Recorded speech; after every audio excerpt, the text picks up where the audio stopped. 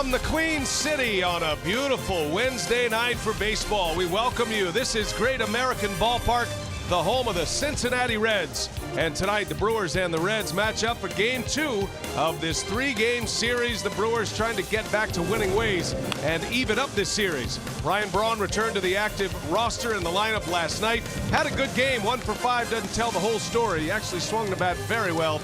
And there's the headliner tonight, Stephen Vogt, in his Brewers debut as a starter. And hi, everybody. We welcome you from Cincinnati. Great to have you with us here tonight. Brian Anderson along with Bill Schroeder. We'll hear from Sophia Minute in just a moment.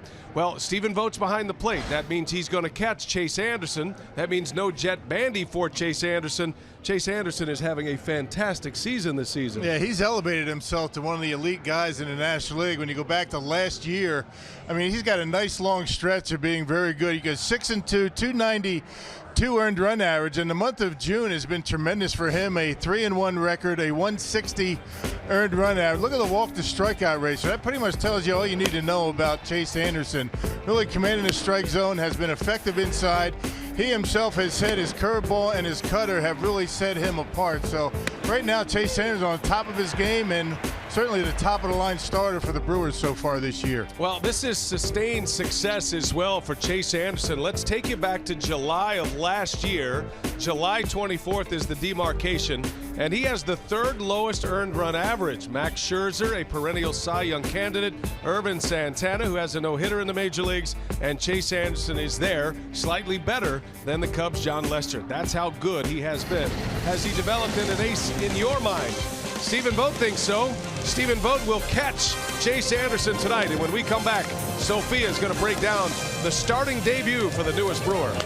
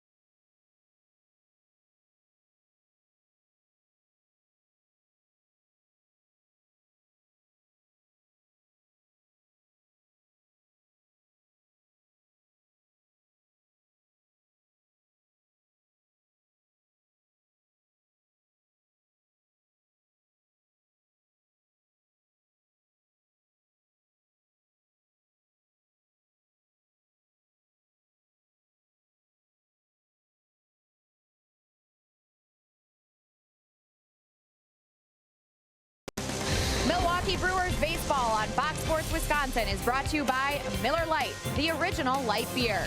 By Hupy and Abraham, voted best, rated best. Hupy and Abraham, tell them you mean business. And by Menards. Save big money at Menards on all your home improvement needs. Great night for baseball at Great American Ballpark here in Cincinnati, getting ready for Game 2 between the Brewers and the Reds. A look at tonight's starter, Chase Anderson, coming off a terrific month of June, and his new battery mate, Stephen Vogt, getting ready for his first start with the Brewers.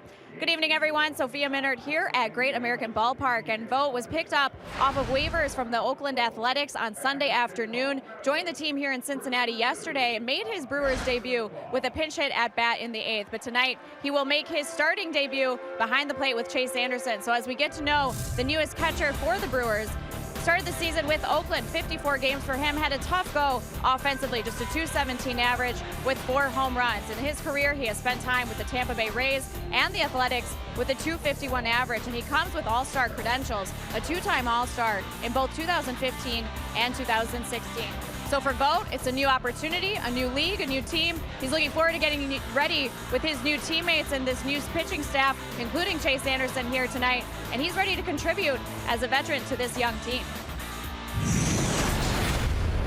To me, it's the excitement of a new opportunity. It's an opportunity to come to a different league, a different franchise, a different division, and one that's in the middle of being in a first place run. And that's something I am familiar with, but it's been a few years. So I'm excited to be back with a chance to win. I'm excited to join a team that has such great chemistry. You can tell these guys absolutely just love each other in this clubhouse. I've just been kind of sit back observing the way they are, and it really is just such a great group of people, and I know I can add value to that. And you know, at the same time, this is their team, and I'm here to help any way I can and fit in where I can. The veteran Vogt joining the first place Brewers. Eric Thames hopes to continue swinging a hot bat against the Reds. 8 home runs against the Reds in 8 games for Thames. Can he make it 9 here tonight? We have first pitch coming up next from Great American Ballpark.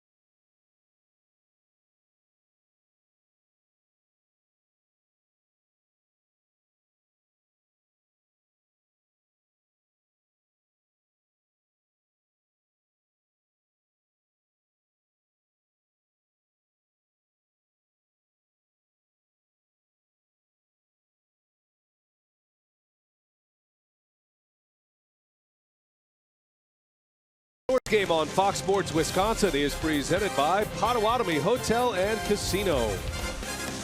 And welcome on a gorgeous night. We're ready for baseball. Brewers Reds Game 2. Brian Anderson, Bill Schroeder, Sophia Minard. Tonight's game being produced by Dan Keener, directed by Renardo Lowe. Brian Mikologic in the truck as well, doing whatever he does. And how about Stephen Vogt, ready to make his Brewers debut as a starter.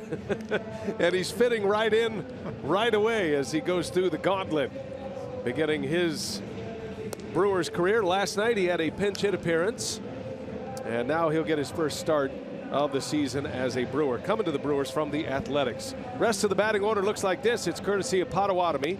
Sogard and Thames at the top, with Braun hitting third. In the middle is Shaw, Perez, and Broxton. Vogt, Arcia, and Anderson round out the starting 9 that will match up against Luis Castillo, and it is a relatively new name to the scene. Rock, what do we have on Castillo? Yeah, making his second major league start. First time out was at Washington, and no decision.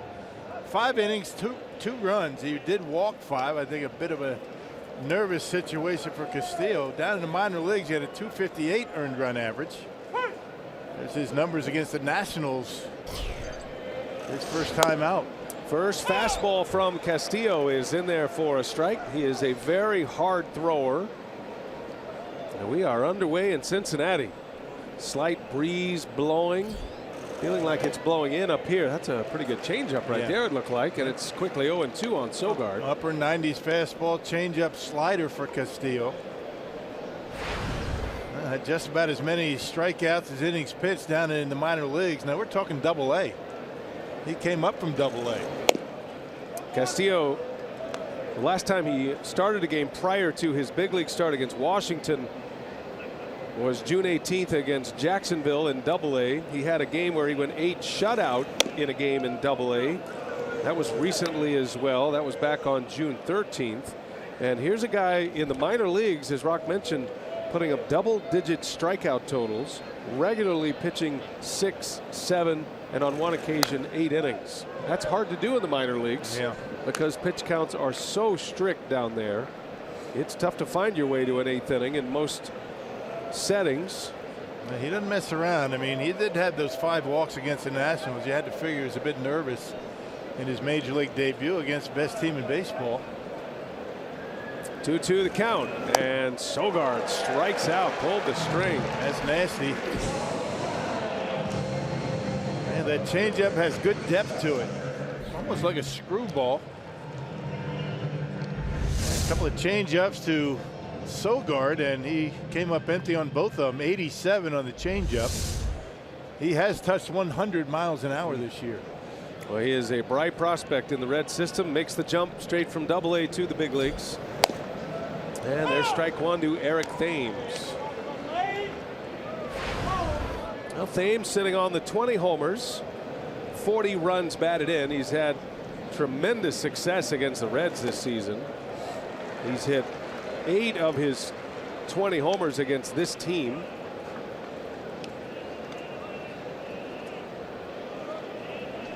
Thames currently tied for 3rd in the National League in home runs.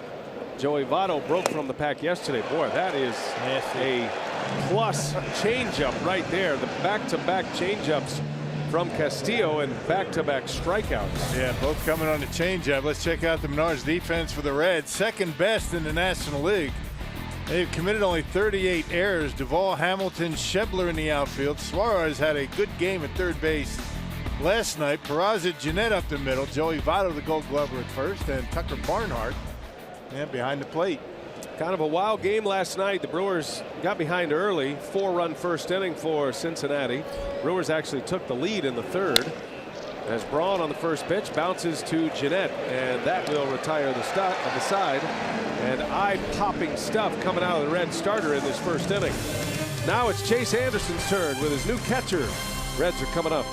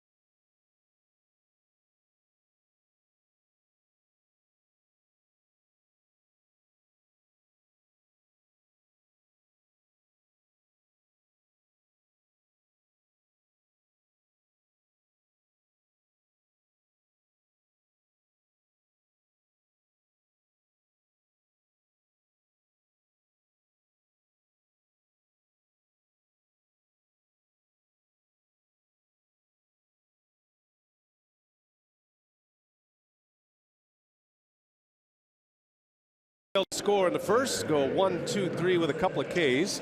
And now Brian Price ready to send his starting 9 up against Chase Anderson.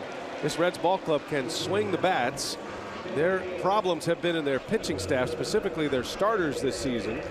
But a lineup that has some punch to it and some speed. The Potawatomi batting order with Hamilton, Jeanette, and Votto at the top.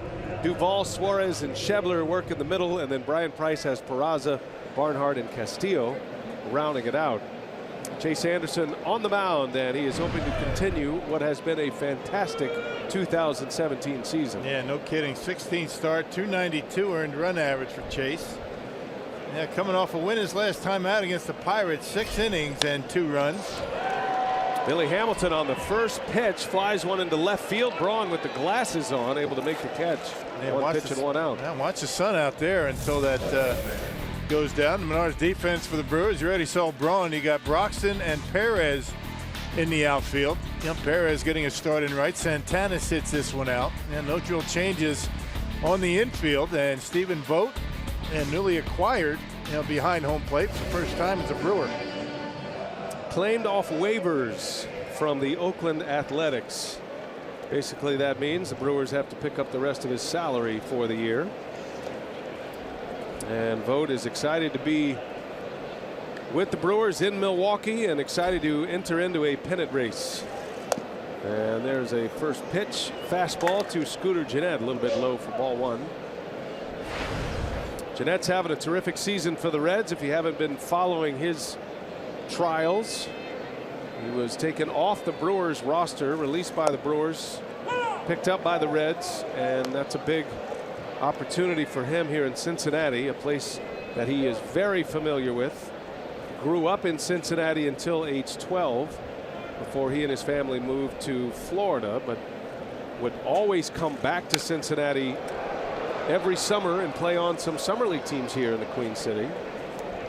And he is very comfortable here. He hit his first major league home run in this ballpark. Had a 4 home run game here just earlier this season. And doing a real good job defensively. He made a heck of a play on Ryan Braun last night, middle of the game, up the middle, good throw to first. It's a little bit of controversy with Scooter Gennett wearing number 4, replacing the man who wore number 4, Brandon Phillips. But a lot of that turned the other way after this performance on June 6th against the St. Louis Cardinals, a 4-homer game. He drove in 10 runs.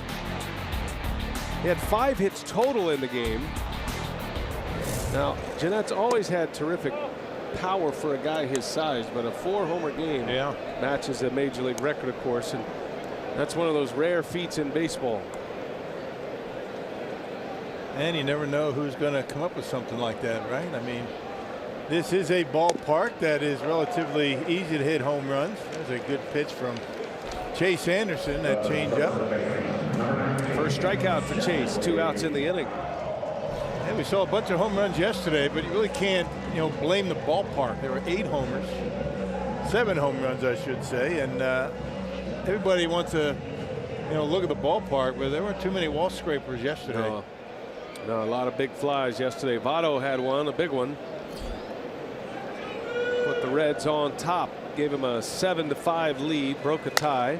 Votto on the first pitch. Into left, Braun chasing toward the line. Braun reaches up and he makes the catch. What a great play by Ryan Braun. Wow. Up against the wall. Making a fan out of there with a souvenir. 8-pitch inning and a fantastic play by Ryan Braun to wrap up the bottom of the first.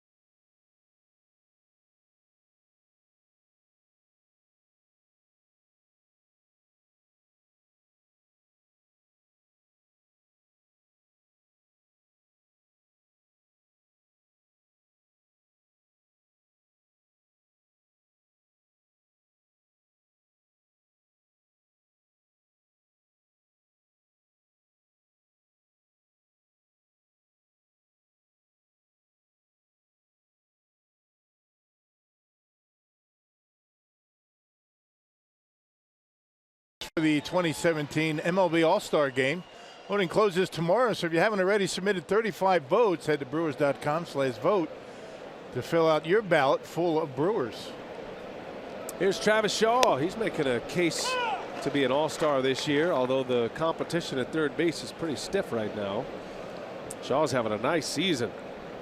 Continues to stack up the RBIs. He has matched a career high in homers. Shaw hit number 16 yesterday, a 3-run home run, and has 56 RBIs.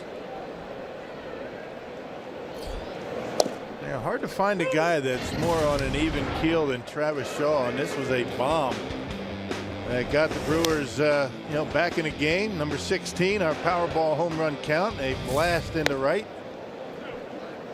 It was impressive the way he just dropped the barrel of the bat, dropped the head, as they say. Man, he just got right to it and drove it out of here. And down and in.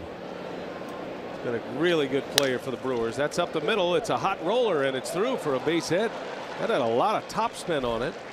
And Shaw reaches with a leadoff single in the second. Man, just keeps that bat in the hitting zone a long time, and we talk about it all the time. It's slump proof. You don't want to jinx the guy, and this pitch is out away from Shaw, able to get on top of it, roll it into center field.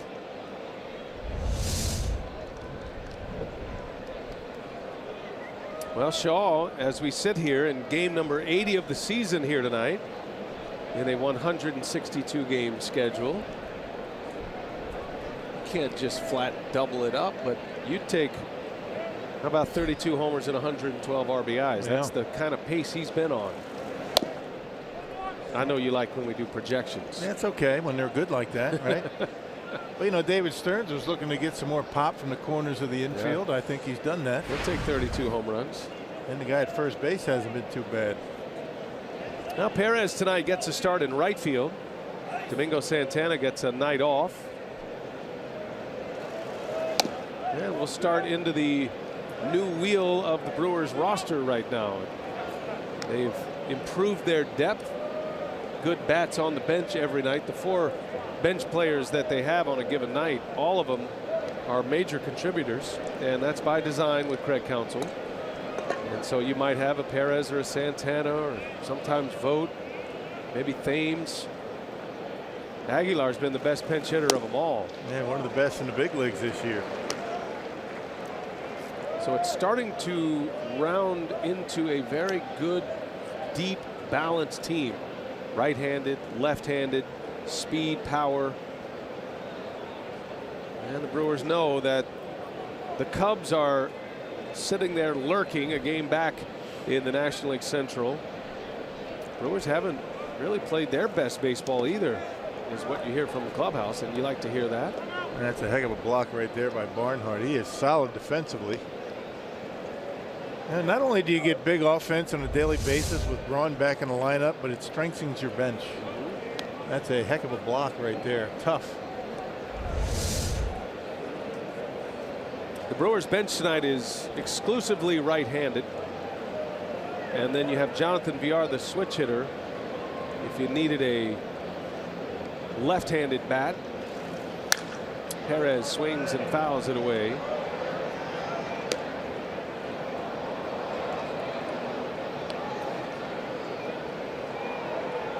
Chase Anderson off to a good start. 3 up, 3 down inning with a strikeout. And there's the bench. Even Junior Guerra hanging out with the bench hitters. Pretty thin over there when the Brewers are in the field. Bullpen's full. Perez spoils another one foul.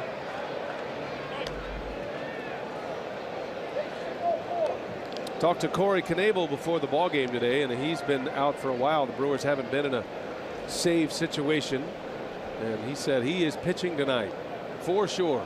No matter what. He's hoping he's pitching in a save situation. Yeah, whether Counsell asked him to pitch or not, he's coming in. It's been 5 days. Yeah, I said, you got a little mini all-star break going here, Corey. He goes, yep, but I'm in there tonight. Brewers are well stacked up and rested in their pen. Good job last night by the bullpen. Did not allow an earned run.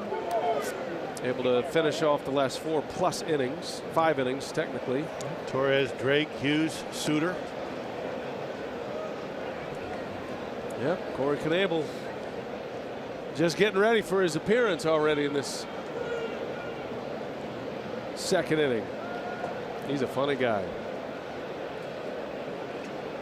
8th pitch of the at-bat coming to Hernan Perez.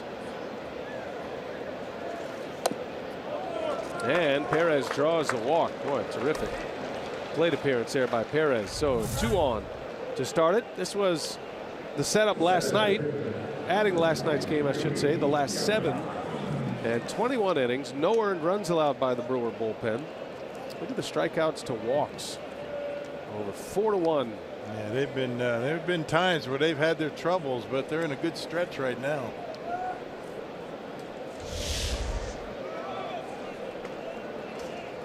Well, Craig Counsell likes where his ball club is right now, getting Braun back, adding Vogt, VR back as well. Sogard continues to get the starts at second base. Probably see VR in there when a left-handed starter is on the mound. Look at the numbers for Keon Broxton. 13 homers this season for Keon.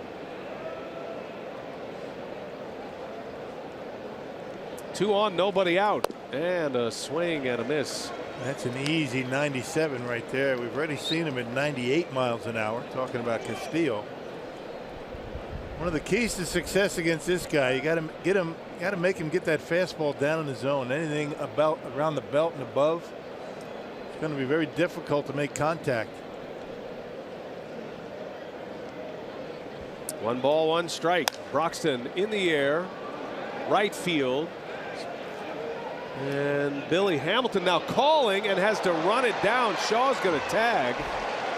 That looked like such an easy play for Schebler, but Hamilton was calling all the way. Well, the wind, I think the wind took it. I mean, we're looking at the flags out there in center field is blowing out the left. A lot of times it hits that big scoreboard and blows the opposite direction. I think that's what happened. I mean, Billy Hamilton had that ball all the way, just kept getting pushed further and further to the right field. And he's able to make a diving catch. I don't know if Schebler lost the ball or at some point said, I can't see it. He's all smiles now. What happened on that play that wouldn't have happened otherwise is that Shaw was able to advance. If Schebler makes that catch, Shaw's not going to try to run on I think him. it was the wind. I think the wind pushed it in that direction. Doesn't look like it would, but that had to be it. It looked like Schebler had his eyes on it. Whether he lost it or not, I don't know, but it was a long way Billy Hamilton had to go for that baseball. It was a benefit of the Brewers getting Shaw to third. Stephen Vogt, second at bat as a Brewer, as I mentioned, came in as a pinch hitter last night. And a chance to drive in a run, put the Brewers on the board quickly. Vogt takes a strike. Vogt has been an all-star his last 2 seasons with Oakland. It's off to a very slow start this year, and the A's decided they were going to go on a youth movement. They have a young left-handed hitting catcher, and while he was a very popular player in Oakland, A's deciding they're ready to turn the page to the next chapter. Yeah, there were some raised eyebrows in that A's clubhouse when they let him go. Yeah, you're right. I mean, not just what he was able to do the last few years on the field, but off the field. Equally important to Oakland and that franchise. It's his 6th year in the big leagues. Last 2 seasons as an American League All-Star. He began his career with the Tampa Bay Rays. He and Eric Sogard were teammates in Oakland. He's got some power. He'll have more power. It'll play bigger at Miller Park compared to the Coliseum in Oakland. Vogt had 18 home runs 2 years ago, hit 14 last season. And he sends that one deep into right field. That's got a chance to go. Schebler at the wall, and there it goes. No, he made the catch. What a play by Schebler. In to score is Shaw on a sacrifice fly as Schebler brings home a potential homer. Man, what a catch. What a catch. It doesn't get any better than that. That was a changeup. You see Vogt out in front. He takes his top hand off, and check this out. Boy, tremendous play. That would have been a 3-run home run, but he does drive in a run. Well, that would have been fitting, right? First at bat as a starter, hitting one out, but Schebler had different ideas. He's made 2 fantastic catches, Schebler. Remember, he robbed Ryan Braun of extra bases last night in the 9th inning. And Vogt, he was ready to circle the pillows, all happy with a 3-run homer. Instead, has one pulled back. He's saying to everybody in that dugout, that's a can of corn in Oakland. Yeah, that's right. It's true. That's an easy out, but almost hit one out of here. So 2 men are out. Here comes Orlando Arcia now. We just don't see many catches over the fence like that with his back completely to the field. A true over the head catch. Yeah, he had that time perfectly. That perfectly timed jump. Used the spikes to dig into that chain link fence that fronts the bullpen area. That propelled him even higher over the wall.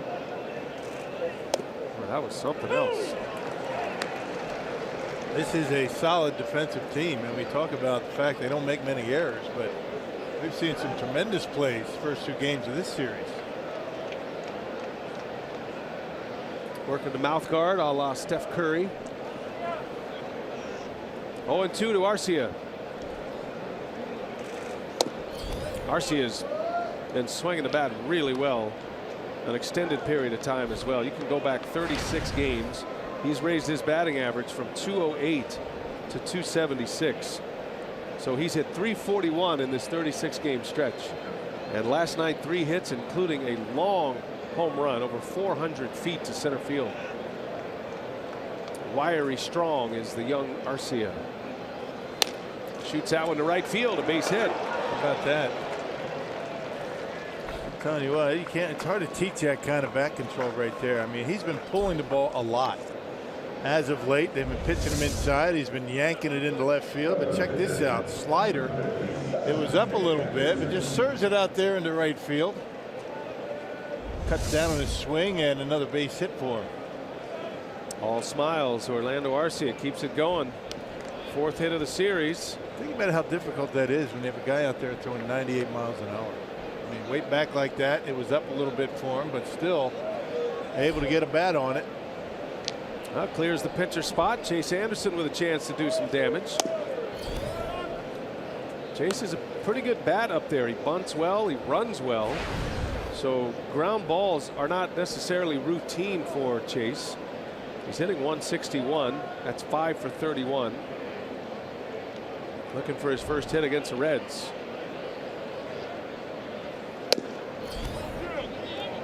And on his way to the mound goes Barnhart.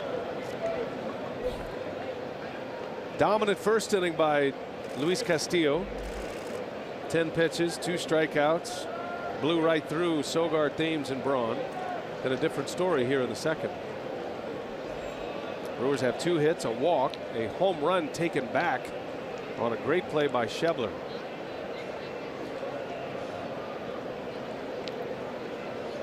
Two on, 2 out. Anderson in a 2-0 count.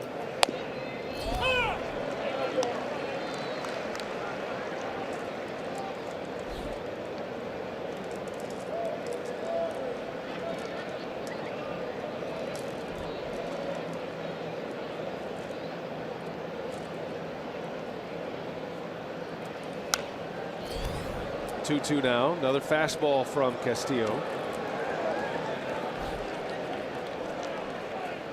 Anderson retired the side in order in his first inning. Had a punch out.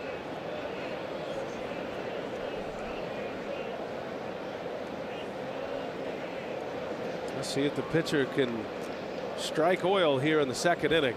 2-2 and a swing and a miss to end the inning. Well, we've seen some gems already in this series and in this game. None better than this one. Straight over the head.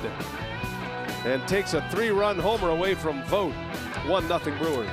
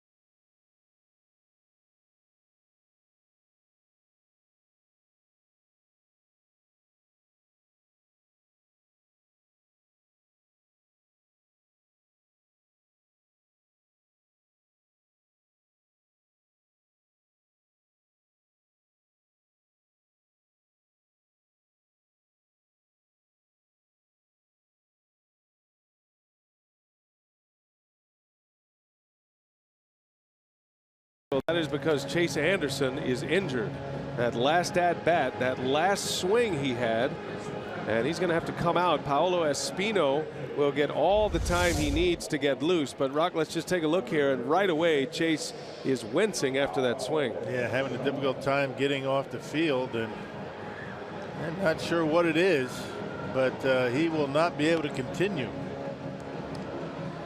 And he is in pain and hobbling down the steps. Sophia's down there, our reporter. Let's check in with her. What do you have, Sophia? Well, as you saw just after that swing, as Anderson was walking into the dugout, he just was visibly in a lot of pain and was just trying to get through it, and was indicating it was his left oblique. Had his hand on his side the entire time, and everyone obviously got the attention of everyone in the medical staff. He did go into the clubhouse with head athletic trainer Dan Wright, and he did come out briefly, but maybe just trying to catch his breath or try to get through it. But again, he was holding his left side, so it could be an oblique, but we'll get a report here as soon as we can. All right, thanks a lot, Sophia. Certainly don't want to speculate, but those are tricky. Yeah, that's a common injury. That's not good. They take a long time to recover from. You hope it's not serious. But, you know, the way he was walking off, that's not good. I mean, right there, you could tell he could barely. And he hunches over, and you knew at that point he was not going to be able to continue. You don't want to mess around with those obliques.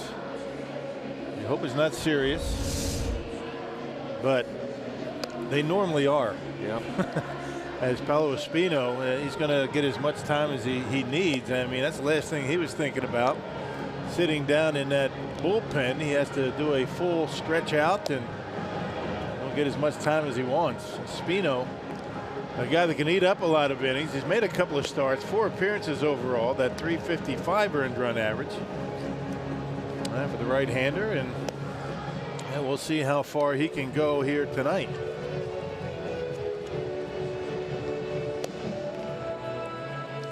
Well, Espino taking his time to get loose, which he should. You have to warm up on the game mound.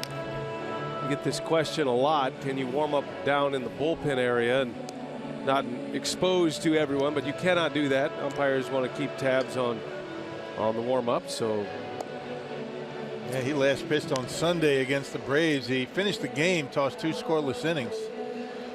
A couple of walks, a hit, a strikeout.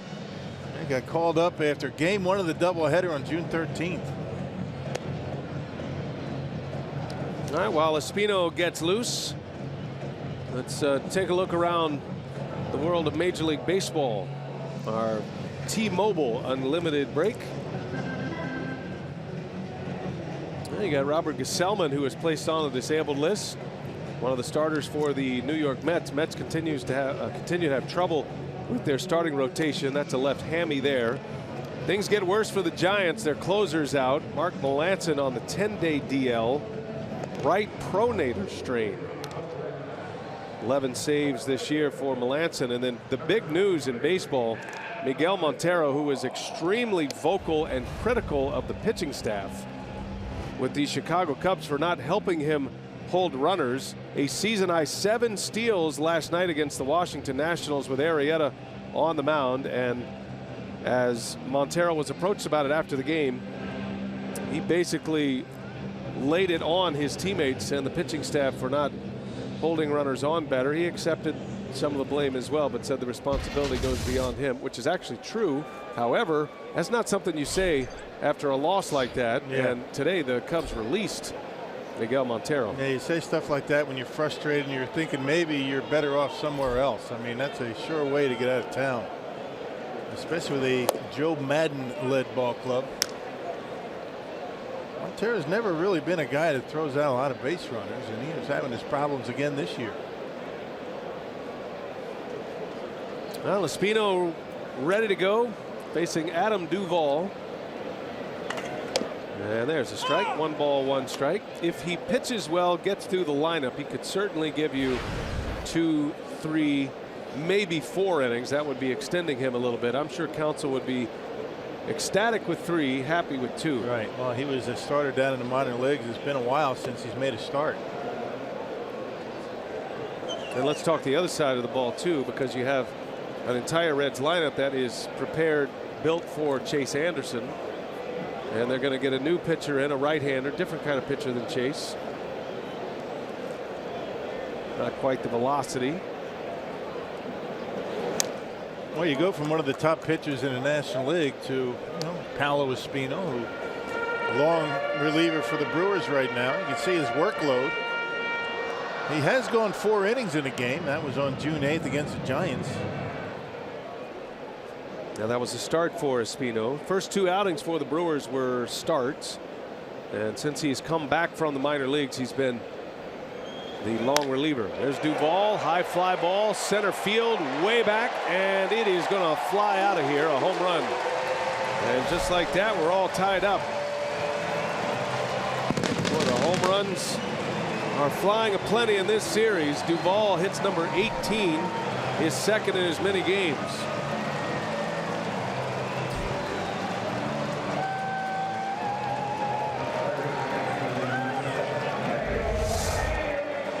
Was supposed to be inside. Look where it ends up, right down the middle, above the knees, and the ball able to level on it and knock it out of here deep into center field. Broxton took a couple of steps and gave up way back out there off the batter's eye. All tied at 1.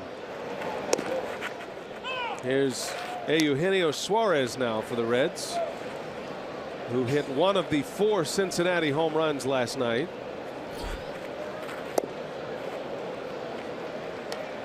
Espino, a command pitcher. Throws everything. Doesn't throw hard. He's got a long and winding road that brought him to the big leagues, and he strikes out Suarez on 3 pitches. Good comeback for Espino, a backwards K. 1 gone here in the 2nd inning. They got him with a slider. He threw a curveball the pitch before. There's a slider right on the outside corner. Got the call. Might have been a little off.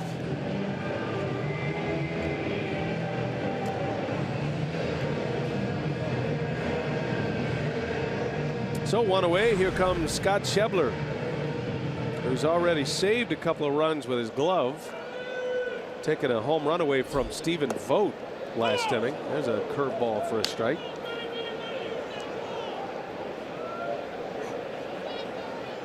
Schebler quickly making a name for himself as well. He has 20 homers this season.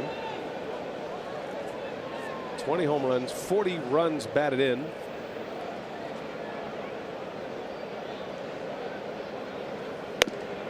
Wouldn't chase the high fastball. This is always going to be a ballpark where offense is going to be king. I would imagine it'd be pretty easy to get free agents in here as far as offense goes. Maybe not so much, pitchers coming in here wanting to pitch. Well, the Reds have locked up a lot of their money. They were able to clear some of it. No more Brandon Phillips. Jay Bruce is gone, trading him away. Votto's got the massive contract.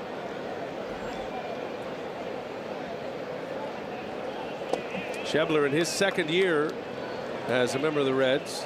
He came up with the Dodgers originally. He was part of that 3-team deal 2 seasons ago.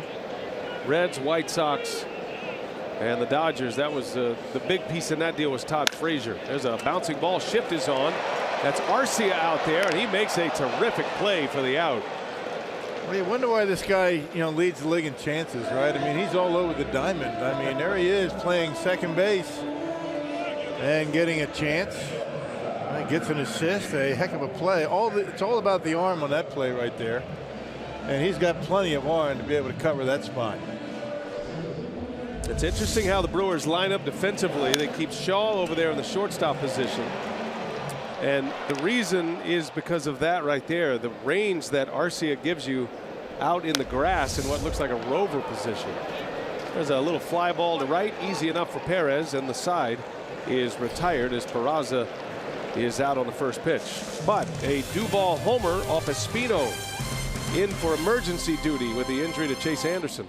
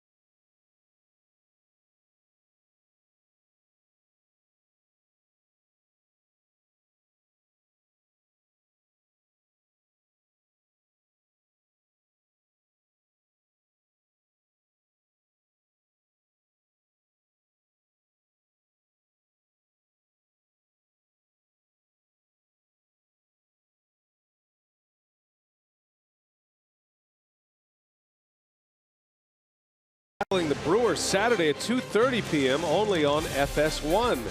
And then the Yankees will play the Astros. That's on Fox, and it starts at 6 o'clock. You can watch them both live on Fox Sports Go. Marlins, Brewers, Yankees, Astros, FS1 and Fox Sports. Big Saturday for baseball coming up on the 4th of July holiday. 4th of July weekend is here. Brewers will return home to start that series with the Marlins Friday night. Sogard on the first pitch fouls it away. Off and running here in the third. Brewers will have the Marlins and the Orioles next homestand. Then Milwaukee has to go play that makeup game in Chicago on July 6th. That one-game makeup from a rainout earlier. And then it's off to New York for 3 against the Yankees for the final series before the All-Star break. Sogard fouling one off his foot. Dropped him in a heap. Oh, he's had a rough trip. He's been hit by some pitches, foul balls off the feet. You go through stretches like that.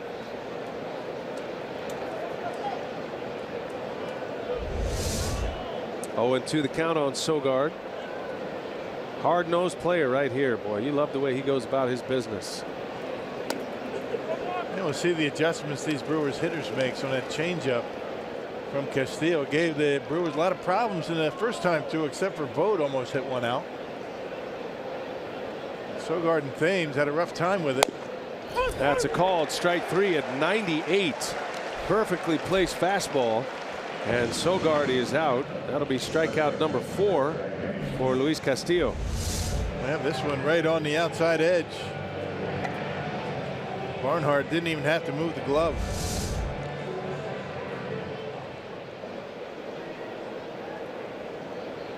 One away. Here comes Eric Thames.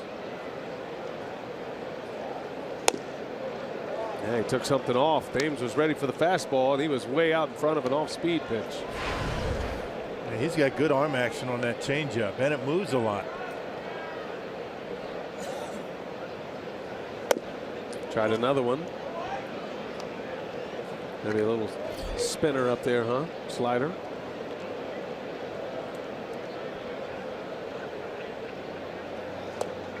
Back to the changeup.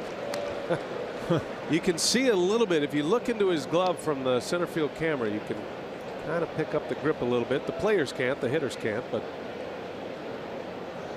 gives you an idea what he may be throwing. Going back to the changeup, and he strikes out Thames. Nothing but off speed. That's good location too. Good arm action, good movement, good location so far. And you see that changeup grip, all the fingers wrapped around that baseball, choking off the velocity. Same arm action as a fastball, though. Strikeout number 5 for Castillo. 2 men out. Here is Ryan Braun now. Second day back from the disabled list. Braun had not played in a big league game since May 25th before last night. And really only 4 games since May 10th. Because he did come back from the DL, but had to go immediately back on after 4 games with the same calf injury. Left calf strain for Ryan Braun. But he swung the bat well last night. He only had 1 hit to show for it. Probably got robbed of at least 2 hits and maybe a third. Yeah, could have had 4 hits yesterday. Scooter Gennett made a great play at second base. Braun hit a bullet to third that actually started a 5-4-3 double play. And then Schebler robbed him of extra bases with a catch crashing up against the wall in the 9th inning last night.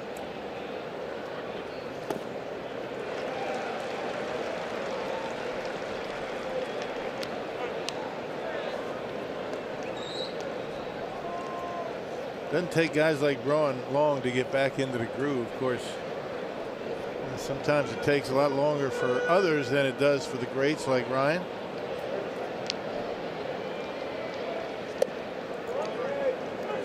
Just has so much confidence in his hands. He's able to stay back, and he knows he's quick enough to be able to get to the baseball even with 2 strikes.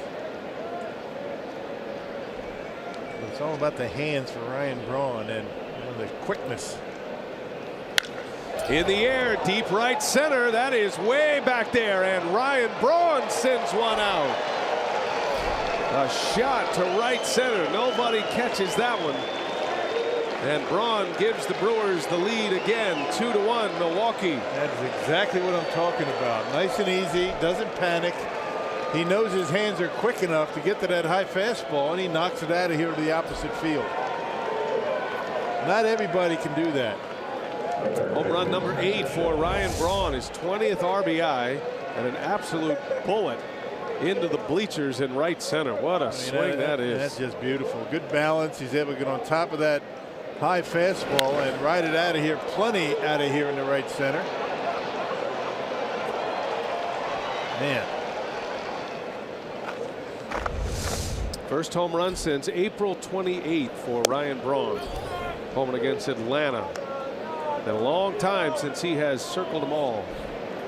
The amazing thing about Braun is not just the quick hands, but his ability to get on top of those pitches. And when you watch him take his warm-ups, you know, in between pitches, he really exaggerates the fact that he's getting on top of that pitch. I mean, he swings high in his warm-ups. reminding himself to make sure you get on top of that baseball. A lot of guys are going to get a piece of that, but they're going to pop it up at that velocity. We're talking 97, 8 miles an hour. Just a gift that he has. It's one of the great right-handed swings of all time.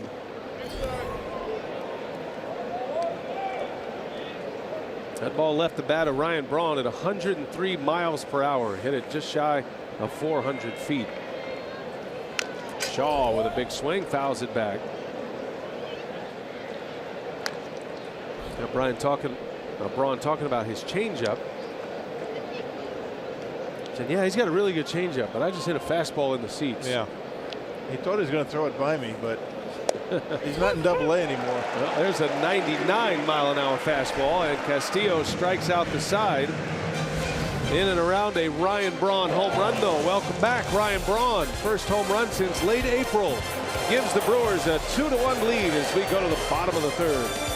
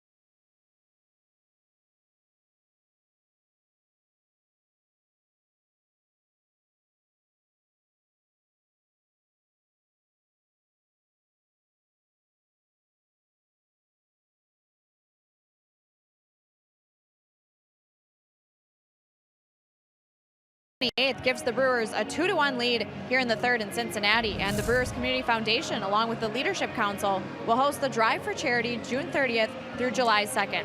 Fans are asked to bring in jars of peanut butter that will be donated to the Salvation Army. A donation of peanut butter and/or a $5 contribution will get a lucky fan one of the commemorative player pins featuring Hernan Perez. So thank you for your donations and contributions over this coming weekend. All right, Sophia, thanks. And as you were presenting that promotion, they made the announcement. Sophia's instincts were correct. That is a left oblique injury for Chase Anderson. So we have an explanation from the clubhouse. Those are rough injuries right there, man. That's usually 4 to 6 weeks automatically. Now the Brewers do have an all-star break coming up, so you can buy a week there, but it's a guaranteed trip to the disabled list, and it's typically a month minimum. And we'll see how bad it is. You hope it's not going to be that long, but typically that's what it is.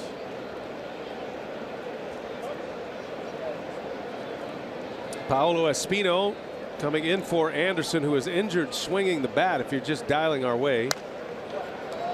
But you figure if it's in that position to be injured, it was just the thing that put him over the edge, I'm sure. I mean, it could have been on the next pitch when he comes back. Any athletic move is going to probably result in an injury at some point. It was ready to be injured, let's put it that way. It didn't look like a tweak the way he responded, you know. Yep. So Craig Counsell had to call on his bullpen early. An emergency relief appearance by Paolo Espino.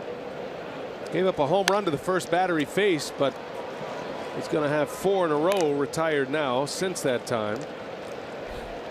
If you're just dialing our way, this was the at-bat in the second inning. Anderson swung and missed, and you could tell right away something was wrong, and there was really no hesitation. He grabbed his stuff and walked immediately into the clubhouse. Yeah, right there. Yep, that's where it is. And well, the alarms went off in that dugout. Here's Castillo now, the Reds pitcher. He takes a big swing. Well, now we will watch and see how many innings Espino can give the Brewers. There's a fly ball into shallow right. Second baseman Sogard's out there. He'll give way. Perez has got it. It will be interesting to see if in fact Chase Anderson is going to miss some starts, who they elect to make those starts. You got Josh Hader out in that bullpen. He's been a starter. That's right. Woodruff is coming back from the DL soon. Right. Hopefully. He's got a hamstring injury.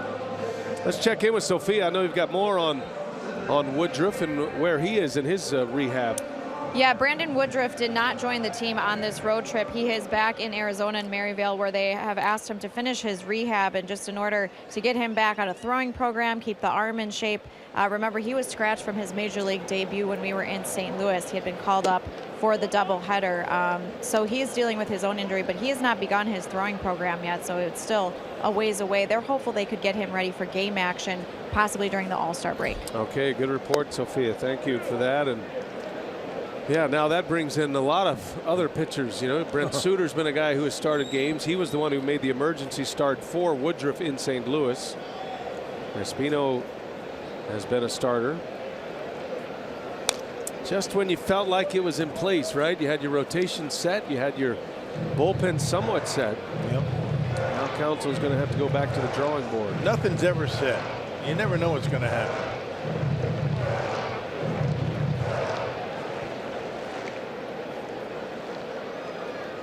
Espino facing Billy Hamilton, the speedster. Homered last night, did Hamilton. Just his second home run of the year. He has 2 career leadoff home runs. That's how it went down yesterday. Hit a home run to start the game. Both of his leadoff homers have been against the Brewers. That one missed a little bit outside, and Hamilton is aboard. A dangerous base runner to put on.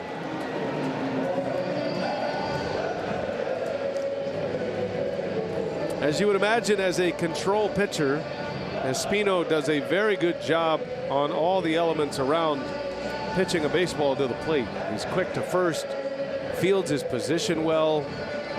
He'll show you a lot of pauses and throwovers, and he'll do what he can to disrupt the running game. Well, he's going to have to. This would be a good test for Stephen Vogt. Let's put it this way. Miguel Montero would love catching Paolo Espino. There's a bunt foul by Jeanette. There are many layers to those comments that Miguel Montero made, and a lot of different, I would imagine, different reasons why he did it. Maybe looking for a fresh start somewhere else. But, you know, as we were talking about on the pregame show today, I mean, the baseball community, although it seems large, it's small. And you start making comments like that and you become disruptive. I don't know, how many teams, especially when you're a veteran, and there's so many young players in the game. Jeanette down the right field line. That's way back. Perez is back there. Hits the top of the wall and bounces out. A home run for Scooter Jeanette. And the Reds take the lead on a 2-run shot.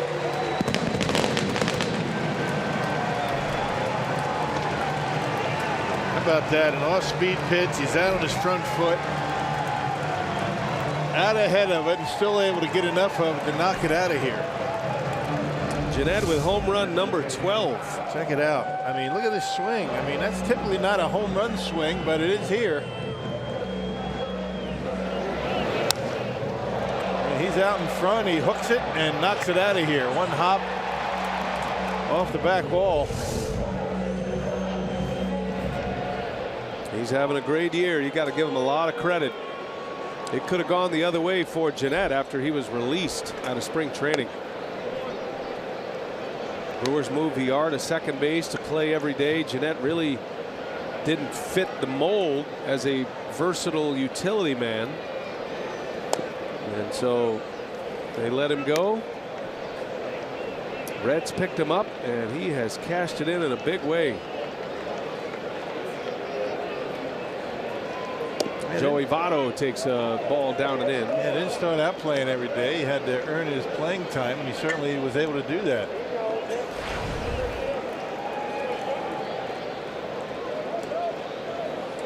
Votto in a 3-0 count. A 2-out, 2-run home run by Jeanette. Reds lead at 3-2 now. And it's ball 4.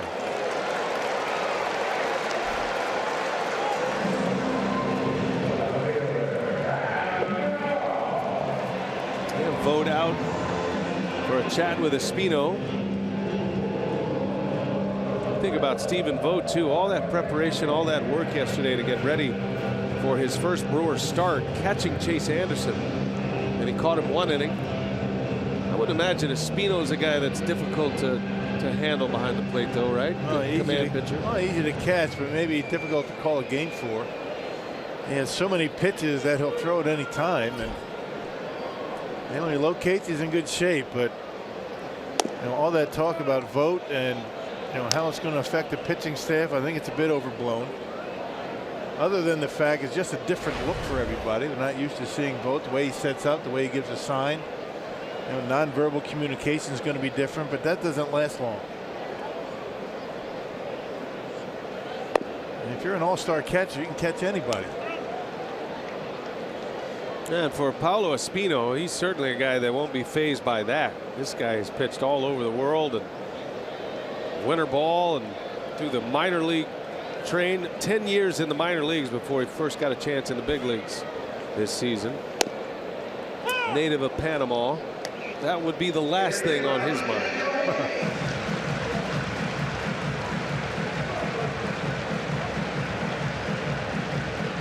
Espino signed a minor league contract with the Brewers in November. A low-risk addition is how he was described. On the ground, right there is Sogard. He'll flip to Arcia, who was running that way anyway. And those two continue to entertain us every night, Sogard and Arcia. Inning is over, but Scooter Gennett with a 2-run homer gives the Reds the lead.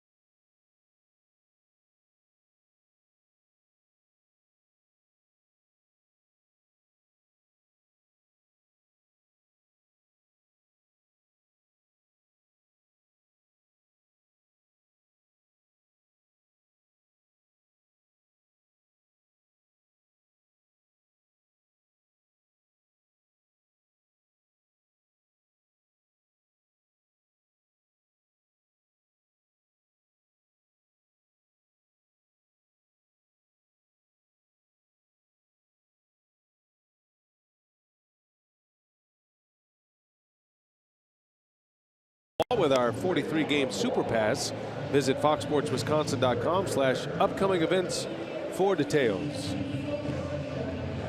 Now between innings, the grounds crew sporting the donkey outfit. That's all part of the Zach Cozart voting for the All-Star Game campaign. And look at Cozart out earlier today. He was on MLB Network, and in that donkey suit was Joey Votto.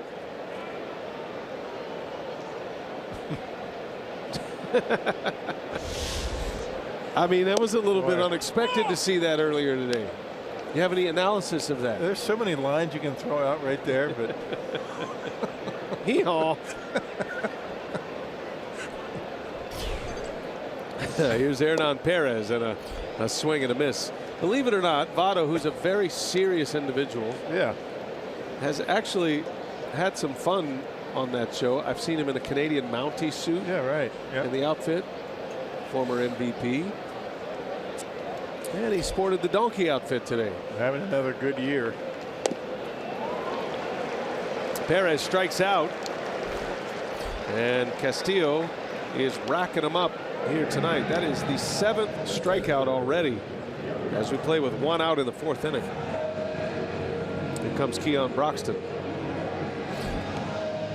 Castillo's just 24, and his trek to the big leagues with the Reds was a wild one as well. This is his first year. He was pitching in Double-A this season, making his 2nd start in the majors. Had a chance to win the game his last start. That's going to be a swing for Broxton, and it's strike 1.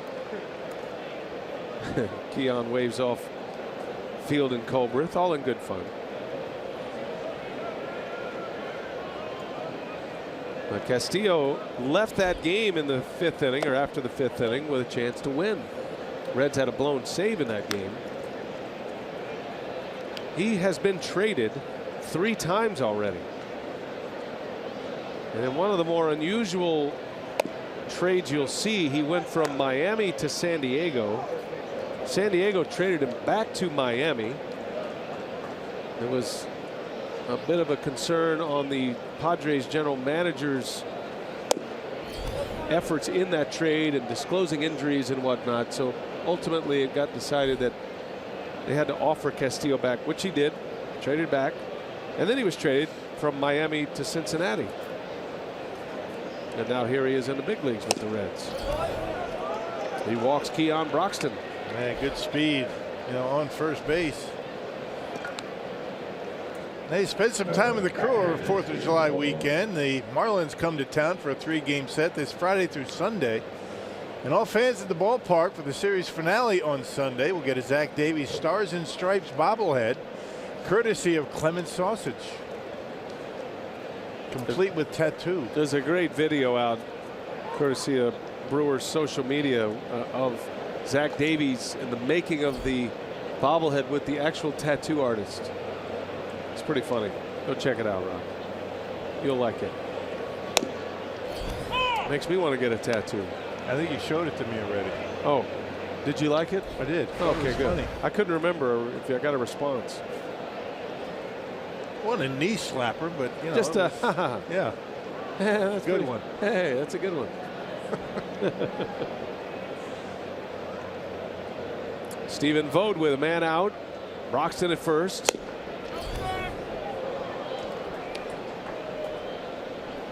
Old school grinder of a ball player right there, Stephen Vogt. No batting gloves.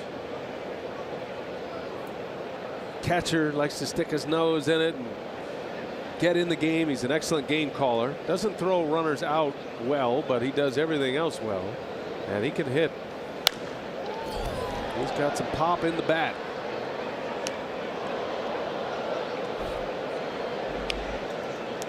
Hey, we'll see how much playing time he gets. The one thing you like about, the catching situation, Jeff Bandy, a big part of what was going on early in the season, went into a tough stretch offensively, but now you have a catcher that bats right-handed and one that bats left-handed. I think that's ideal. For Craig Counsell, you get that extra left-handed bat in the lineup. Tonight, the Brewers have 4 lefties in the starting lineup. Vogt muscles that one off, and it is fouled away. When was the last time before this year that you saw 4 left-handers in the starting lineup for the Brewers? Craig Counsell talking to us about that the other day, about the left-handed hitting lineup, and never had this many lefties, and certainly in our time here, my time here in Milwaukee, and he likes a left-handed dominant lineup. He thinks a left-handed lineup has a better chance at success to win every day in the regular season because there are mostly right-handed starters in the major leagues. And down in the bullpen, a large majority of your relievers are right-handed. Now, for most clubs. There's a pitch out. Broxton stays put. So you might get 1 lefty in a rotation. Occasionally 2. That is rare, but occasionally you get 2 lefties, like the Dodgers. who have 3 lefties in their rotation with Ryu and Clayton Kershaw and Rich Hill. Brewers do not see a left-hander in this series. Vogt pulls one through, a base hit. So there's the first hit for Vogt as a member of the Brewers. A quick bat on a big fastball, 97. Got to feel good for him to contribute in his first start. Sack fly, now a base hit. That one pretty much down the middle of the plate, and Vogt able to get the bat head out on it. Almost hit a changeup out his first time up, and that was a fastball. Yeah, first time up, got robbed of a home run. Schebler went over the shoulder to make a catch over the fence. That'll get the red hot Arcia to the plate now. 2 on, 1 out. Brewers down a run. Arcia into center field. Hamilton coming in, and he will run it down for the out. Turned on the Jets after he broke back. Able to run that down with ease, and it is out number 2 as Arcia is retired. Now at the left-handed dominant batting order, let's check in for more from Sophia. What do you have, Sophia? Thanks, Bia. Yeah, with the addition of Vogt tonight, they have 4 lefties in the lineup, starting at the top with Sogard and Thames. Shaw, of course, 4th, and Vogt here tonight. And we talked about that with manager Craig Counsell yesterday. He said we have the potential now to go with 5 lefties in the lineup, and he says at some point in the season we probably will do that. He says he really likes that option, and remember that was a priority for the team going into the offseason for David Stearns and Counsell, finding that balance, having more lefties. He felt that that was an area that they were really lacking last year. Well, and that scenario would present itself with VR in the lineup with the current group, VR playing second base and Sogard playing shortstop. That would be a day when Arcia would have the day off, let's say, and that would give you the 5 lefties in the batting order. VR, of course, a switch hitter. He keeps hitting. He's not getting any days off. Exactly. Right. There'll be 4 lefties in there until. You're 23. You can play every day, right? That's true. Sogard on deck. Espino, the pitcher, at the plate in survival mode right now. I mean, you just think about what Cal Ripken did. I mean, think about that. I mean, blows the mind. It's mind-boggling. Of course, you know, the game's different back in those days, a little quicker pace, not as long. Games weren't as long, but still, every day. Did not miss one. Espino is a .333 career hitter in the big leagues. Hall of Fame worthy. He's 1 for 3.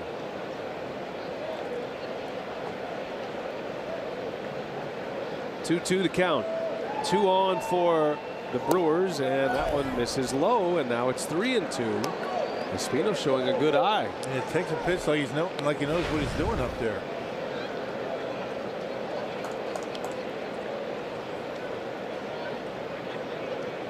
Emergency reliever in the game. Espino, he's pitched 2 innings. He's given up 3 runs. He's got a chance to drive in one here with a base hit. 3-2 the count.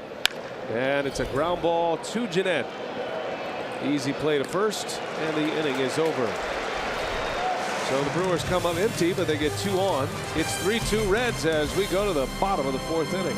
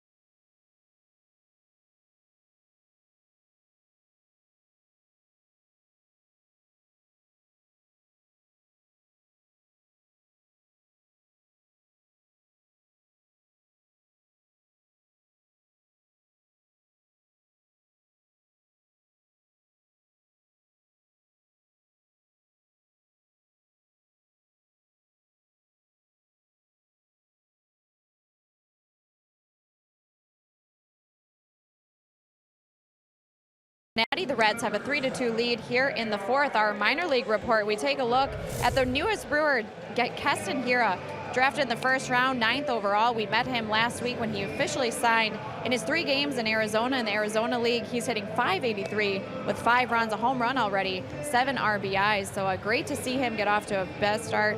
And, when we met him, he was very impressive. And that hitting skill, he was considered the best hitter in the college game coming out of UC Irvine. I like what he said when we interviewed him as well. He goes, the hitting part's easy for me. Yeah. I've never heard anybody say that. Mind-boggling. Well, I guess it does come easy with him. Look at him. He's hitting .583. Almost 600. He backs it up. He's going to be fun to watch. You figure he's got a real chance. He's a college player, mature college player, and if he hits like he's off to this start, he's going to be in the big leagues quickly. They will find a place, believe me. Still coming back from an elbow injury, though. There you see Josh Hader in the Brewer bullpen. Council's going to try to get one more inning out of Espino, but I'm sure if the Reds put some men on base, he'll make the move. It's 3-2 Reds, trying to fight through an injury to the pitcher Chase Anderson, who was off to a great start. Retired the Reds on 8 pitches in the first inning with a strikeout, and then injured himself swinging the bat in the second inning. A left oblique injury is the official report from the Brewers clubhouse. And the Brewers bullpen is fairly strong right now. I mean, these guys have had some time off. They had Monday off. And nice long start by Zach Davies. Went 7 innings. Espino finished it. So a lot of these guys, fairly fresh.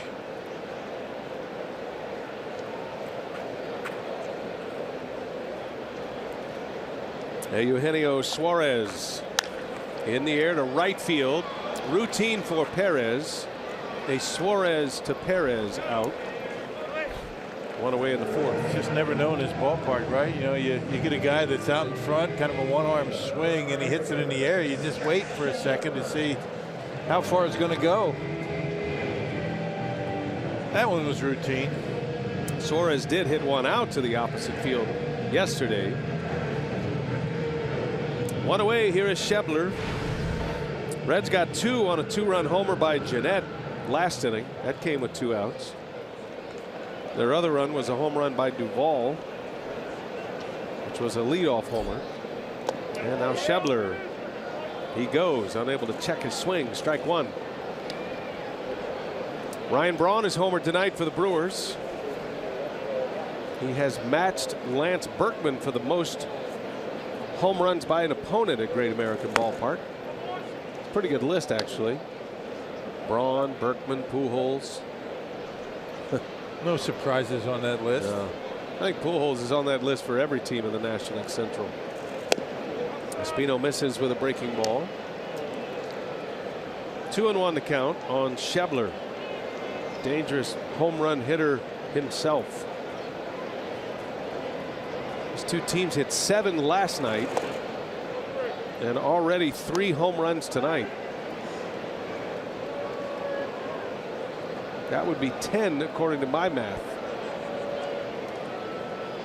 in 13 innings of baseball in this ballpark this series. Remember yesterday, if you were watching, we showed you a graphic about how Great American Ballpark is 5th, allowing the most home runs, so they're 5th most. Right, that's changed. But it had been 6 fewer games played here. They're going to be right at the top of the list after this homestand. They got the Cubs coming in next. Schebler swings and down he goes. A strikeout for Schebler. That'll be the second strikeout for Espino and 2 quick outs. Yeah, good curveball down in the zone. I don't see a whole lot of shaking off from Paolo Espino with Vogt back there. He kind of gets it quickly.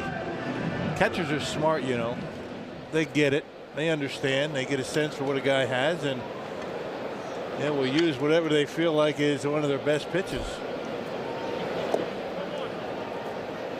That's why I was never really big on. I mean, and I know it doesn't happen all that often anymore, but a certain catcher has to catch a certain pitcher. I mean, that's more on the pitcher than anything else. It's fun to watch Vogt tonight, and because of your career, I mean, you're you're in it with him more than most, but to watch him command the game. Yeah. He's asking Espino to shake off, meaning he's shaking his head. It's not a real shake off, but he's like right there. He wants a quick shake, puts down a 2. He's very quick with his signals, and he's got control. Yeah, when you do that, you know, you shake like that to the pitcher, you shake off what is the most obvious pitch that hitter might be looking for. Now with Ospino, it's not a fastball. It's going to be a breaking pitch, right? He throws mostly breaking stuff, at least for strikes. Gets the strike call there. That was. But none of this should gift. surprise anybody. This is an all-star catcher. Sure. I mean, he's going to get it quickly. Jose Peraza at the plate, and the 3-2 on the ground. Coming over is Sogard. Nice play on a short hop, and he makes the play to end the inning. And Espino puts up his best inning yet. 3 up and 3 down, with Vogt leading the way. And another former Oakland A making a terrific play to end it.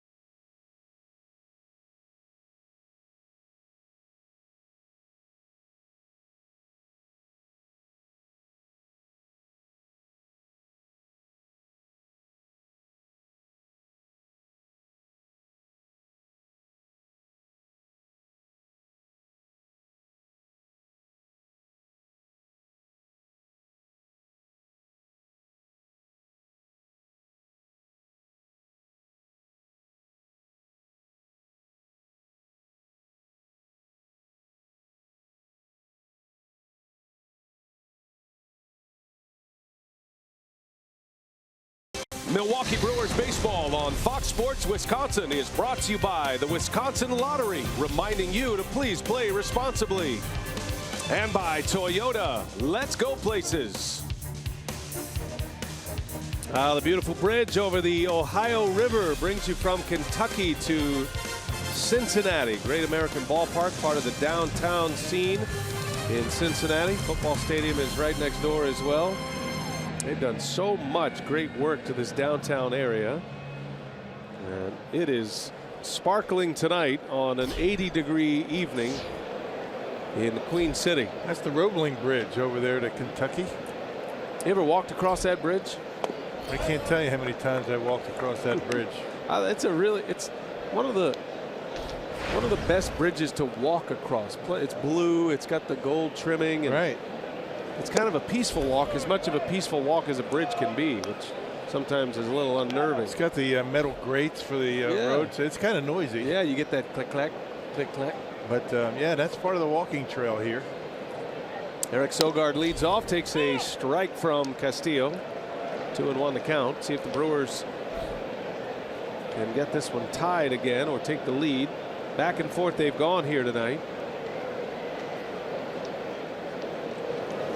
Sogard right off the end of the bat, right to the pitcher. And that'll be out number 1. Sogard's 0 for 3. And here comes Eric Thames now with 1 away. He tops the Powerball home run leaderboard with 20. Travis Shaw hit number 16 last night. Broxton had a big series in Atlanta. He has 13 now. Santana, who has the night off, with 12, and then Perez, who is starting for Santana in right field. On the ball club, double digits. Braun's going to be climbing that list soon if he stays healthy. Braun just hit number 8 with his home run in the 3rd. in his 31st game of the year. All right, let's dive into this at bat now. Remember, Thames struck out last time up. Nothing but breaking balls from Castillo. Threw him 3 out of 4 changeups in the at bat. And now he just put a fastball right by him. Yeah, been on his hands.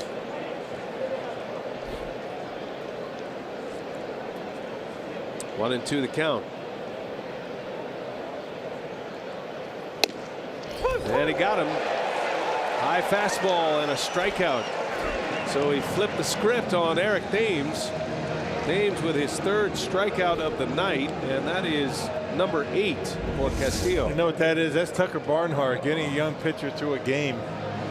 And that's just about the same spot, the one that Thames swung through right before that, maybe a little bit further off the inside corner, but Barnhart's the guy that's hanging those signs, and he's following the leader, is Luis Castillo. 2 outs. Here's Braun. It's all about the catcher tonight, you know. Absolutely it is. And you're right. These 2 catchers have been fun to watch, navigating through this game.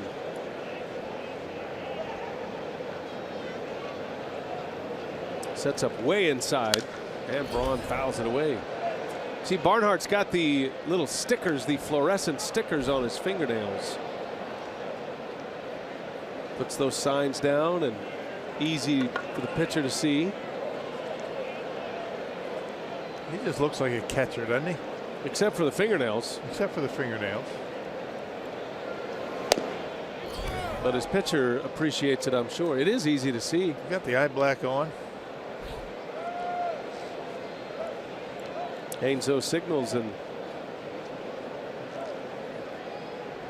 back to the fastball in. 2-1. Braun chased it. Has Castillo even thought about shaking off yet? No. No. He better not, right? Young kid, 2nd start. And Barnhart's been the everyday catcher here for now a couple of years. While Mesoraco has been on the disabled list. He knows his Brewers lineup. He's got Braun 2-2. Back inside he goes. Way in there this time. 100 miles an hour.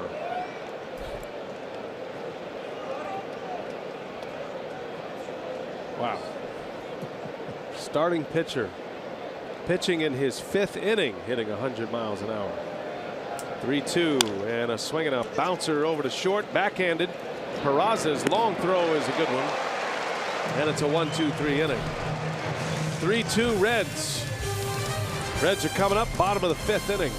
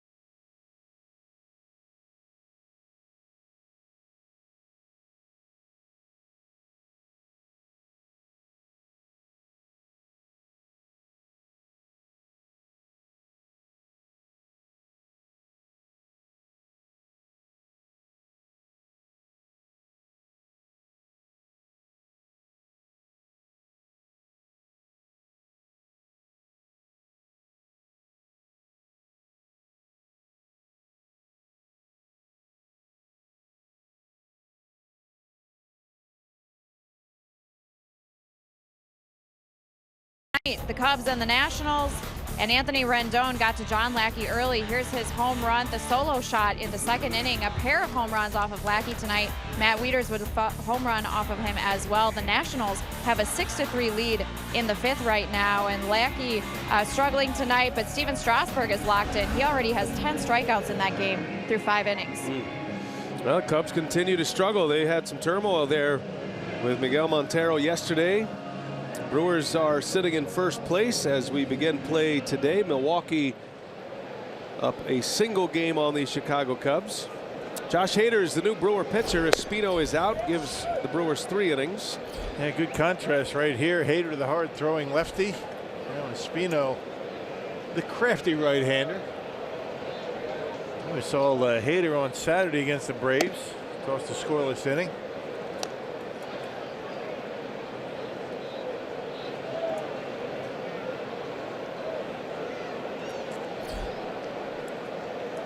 Josh Hader facing Barnhart, the Cincinnati catcher, who's a switch hitter. His first at bat as a left-handed hitter, he bounced out to second. That was against Espino. And a strike right down the middle. 3-1 the count.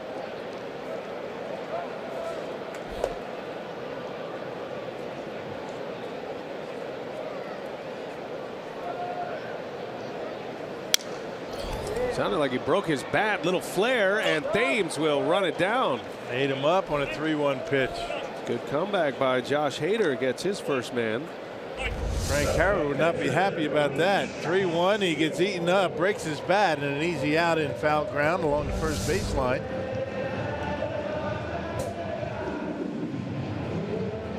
He used to go on. It's pretty good about that. Have the count in your favor and get jammed.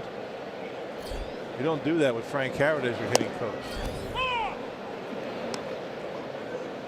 What if you did do that? What was your options when you went back to the dugout? Just kind of avoid Frank. Did you default to just not swinging at all 3-0 because of that? No, you hooked it over the Brewers dugout, if anything else. That's great. That was great.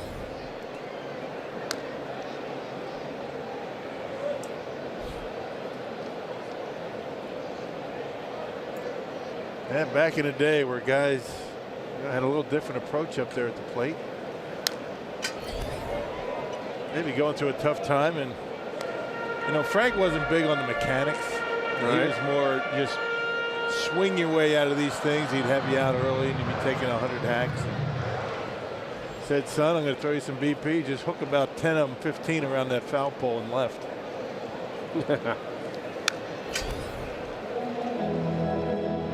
Nothing wrong with your swing that a week or 10 days at 2 for 4s couldn't cure. But how do I do that? Help me out. How do I do the 2 for 4s for a week to 10 days? Yeah, right. Skipper, that's your problem. That sounds good.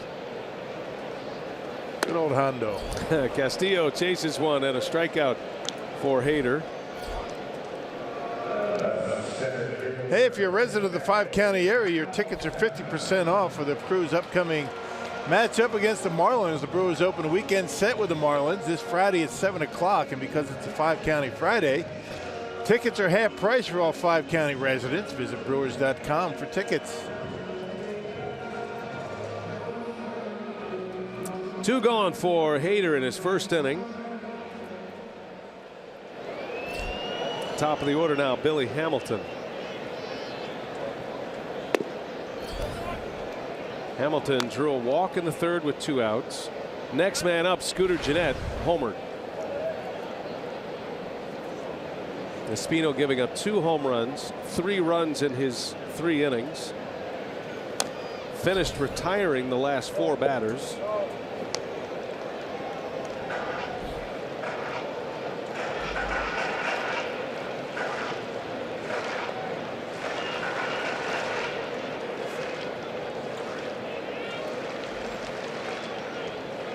One ball, 1 strike. Hader trying to make it a 3-up, 3-down inning. And a swing and a miss. 1 and 2. Got congratulations in order here, Rock. Our buddy Aaron Charlton, terrific stats man from Stats Inc. and a baby born, Aiden Reed Charlton. So congratulations to Aaron and his wife. Now a father.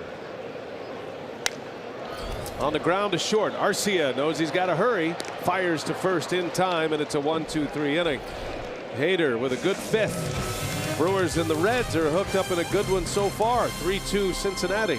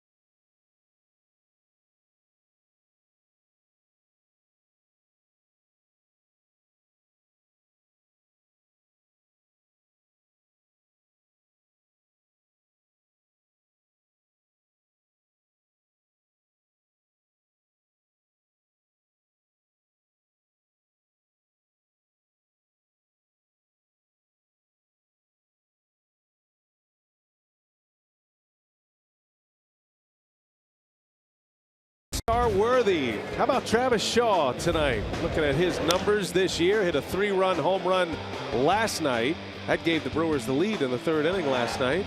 Shaw has already matched a career high in homers.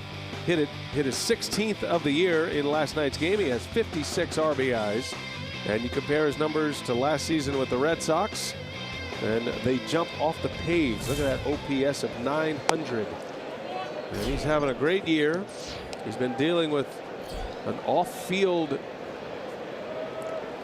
situation at home with his brand new baby girl, and his baby requiring heart surgery. It's been an incredible, inspirational story this year for Travis, his wife, and family, and he continues to produce on the field as well, which is miraculous. His daughter is a fighter, though, and he's been giving reports each day that he's amazed by her, his newborn. Yeah, tough to go through that, particularly when you're playing baseball on the road. A little easier at home where you can see everybody. But he continues to be productive. He's able to separate the two things. Not completely. I'm sure he's always thinking about her. Well, a walk to start the inning from Castillo. That's his third walk allowed to go along with 8 strikeouts.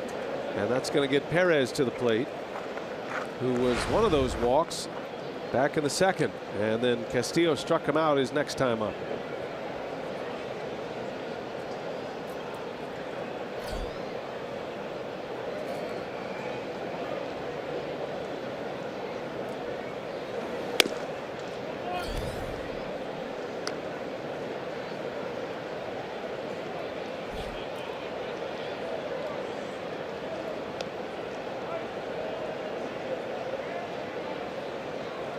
Three-2 Reds on a 2-run homer by Jeanette in the third, giving Cincinnati the lead.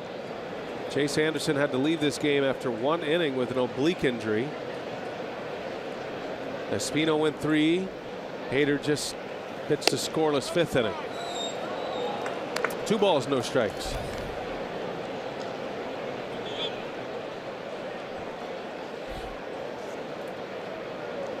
Pitch count at 99 for Castillo as he works in the 6th.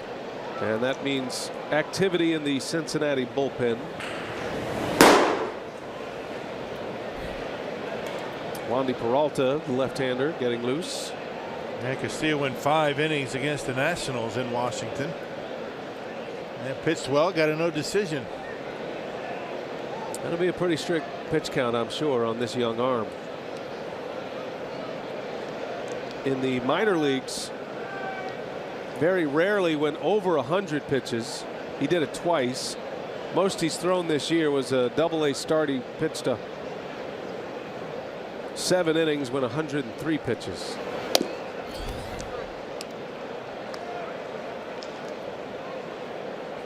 It is always a buildup when you get to the big leagues. A little more intensity, a little more effort. You know, the nerves are churning. Takes a lot more out of you. 3-0 the count. That's in there for a strike. His cruising speed fastball at 97. He's hit 100 tonight. Young live arm. First year in the big leagues. Second start in the big leagues. Perez, a good high velocity fastball hitter, though. And he turns on one left field. That is going to get down. That's going to go to the fence. On his way to third is Shaw. Throw comes into second base, and Perez is out. Wow.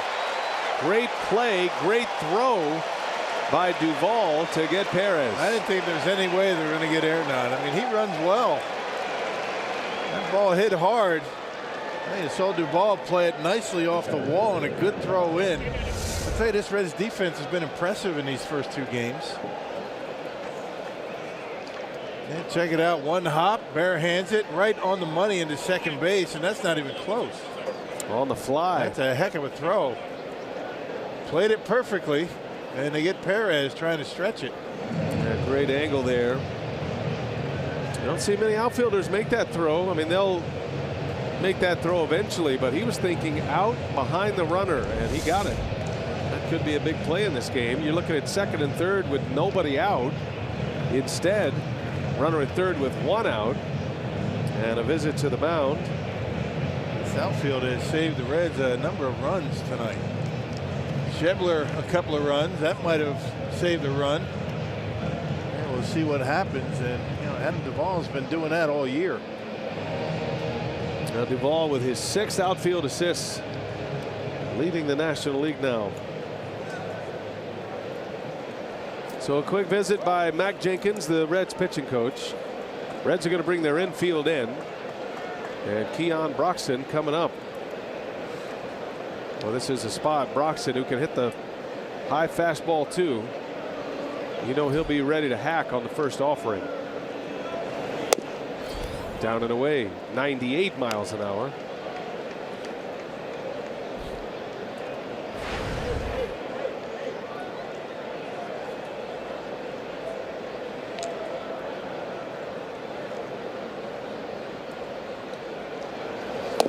Miss badly. 2-0 now. Yeah, if you're Keon Broxton, you're looking for a fastball out over the plate, somewhere around the knees, and drive it in the gap somewhere. Count in your favor. You can be selective. It's got Shaw at third. Infield in for Cincinnati. Good arms in the outfield for the Reds. And Broxton a wave and a miss. That's a tough one to handle right there. 98 down and away. Looked like Keon has made up his mind, huh? Yeah, that was a pitcher's pitch. Best off letting that one go. Easy for us to say up here. Yeah, it is.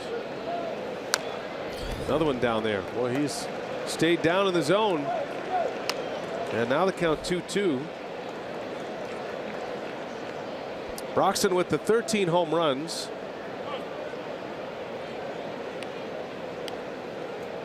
He's got career highs in most of the major offensive categories. He'd hardly played much in the big leagues until last year.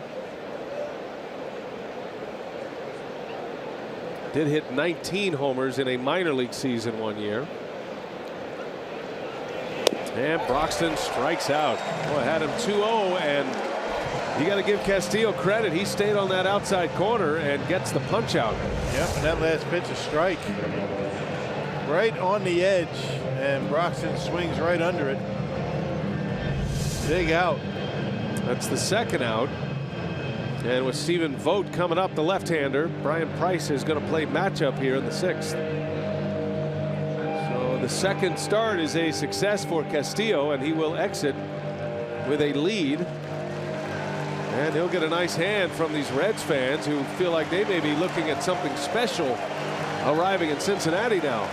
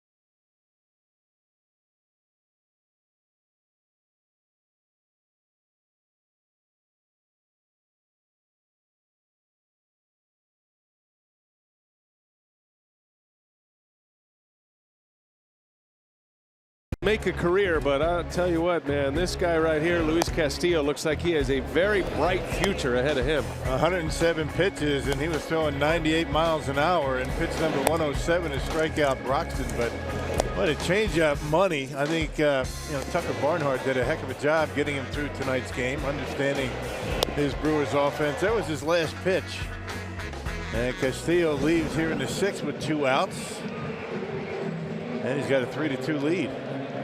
Runner at third, still his responsibility.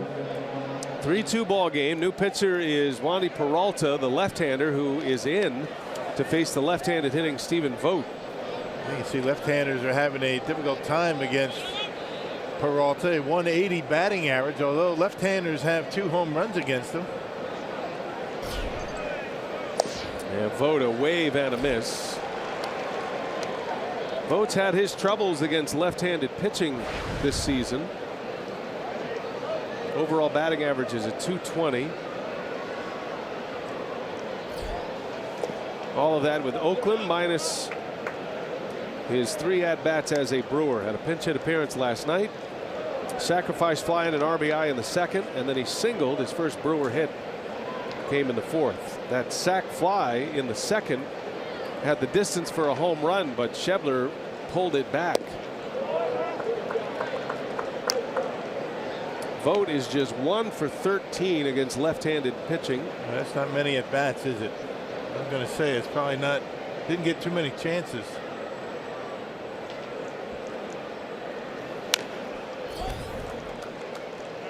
This is the catch that took a 3-run homer away from Stephen Vogt. Talk about your first at-bat and your first start. You're thinking, all right, that's going to be a headline, and instead Schebler with a Jim Edmonds-like catch in right field. Yeah, using that chain link fence to his advantage, able to dig the cleats in and hang up there for a period of time to be able to make that catch.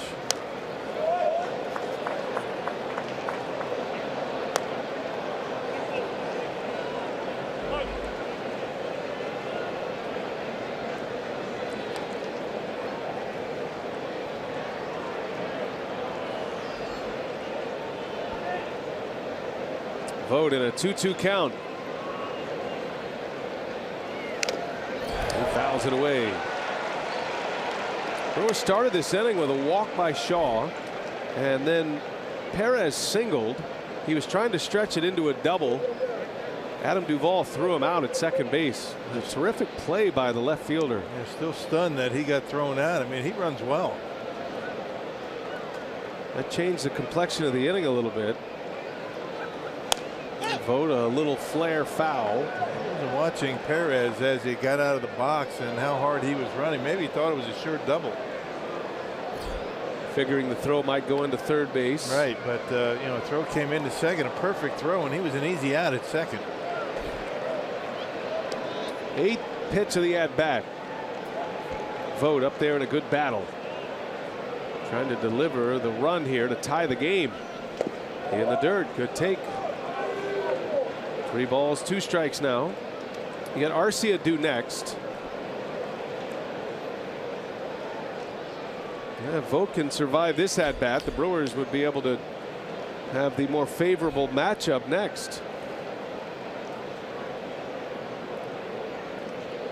Payoff pitch.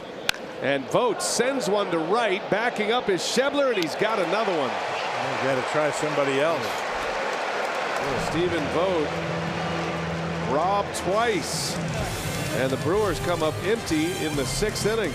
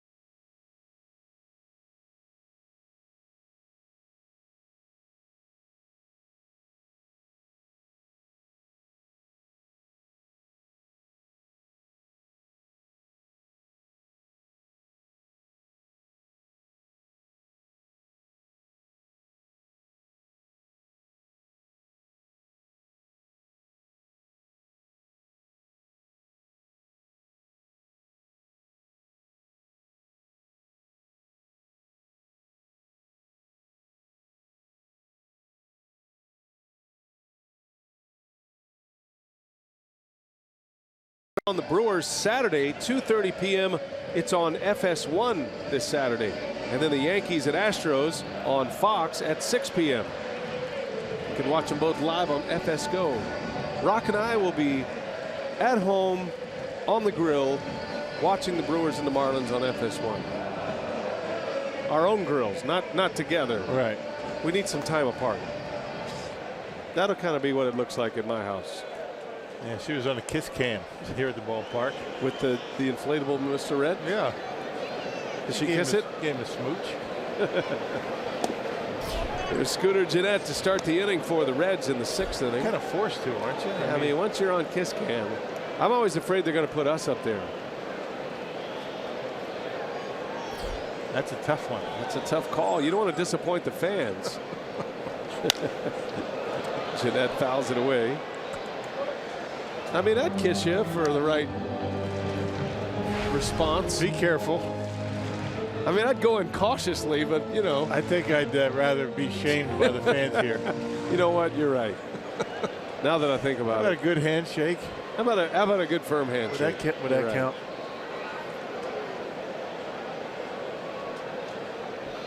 Hader deals a 1-1. Gennett into left. Braun is there. And the first out. That's one of my golf bets, my regular bets when I play golf. I don't play for money. So what I do is, if we have a team game, I say the loser has to hold hands and look at the people who beat him and say, you're just better than us. Hold hands? Yeah, they have to hold hands. And they can't shake hands. They got to hold hands. You can imagine how. Is it interlocking fingers? Yeah, well, that's up to you. Yeah. You should try it on your next golf game. It's way more satisfying than taking money from a. That'll be from 2020. It's a fun game. I would rather pay somebody off with cash than hold my partner's hand and say you're better than us to my competitors. That's why it's fun. That is more humiliating. Just ask my old man Dave about that. He's been holding people's hands for a long time now. 0-2 pitch to Votto. This will be a fun matchup here. Hader gets ahead of him early. Votto's never seen Josh Hader, one of the great hitters in the game. And at some point, I'm sure Hader is having the thought, can't believe it's Joey Votto up there. I hope he's not thinking that. I'm thinking that. 1-2. This is badly.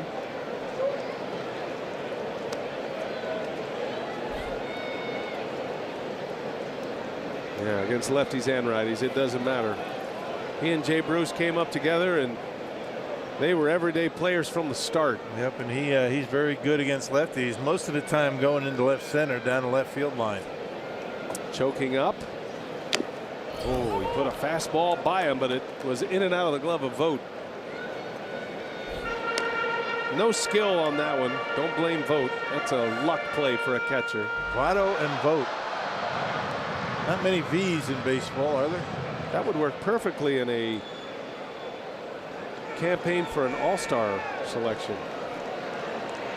Especially Vogt's.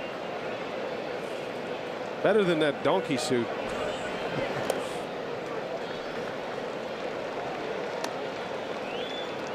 Well, he had him 0-2, and now it's 3-2.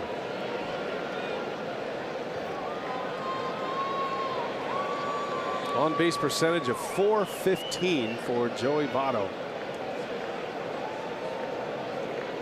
Always among league leaders in that category. Votto hammers one to left. That's slicing. That's got a chance. And it slices foul.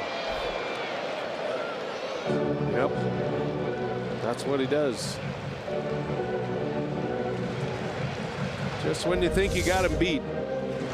And uses left field very well against left-handed pitching.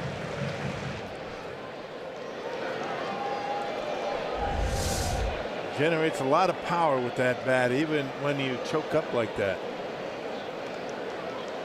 See what Hader has in mind. 3-2 with one out. And he misses. He lost him. Joey Votto draws the walk.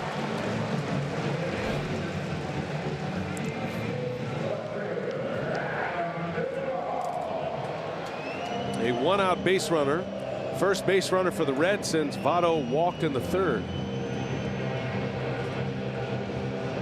It's going to bring up Adam Duvall now.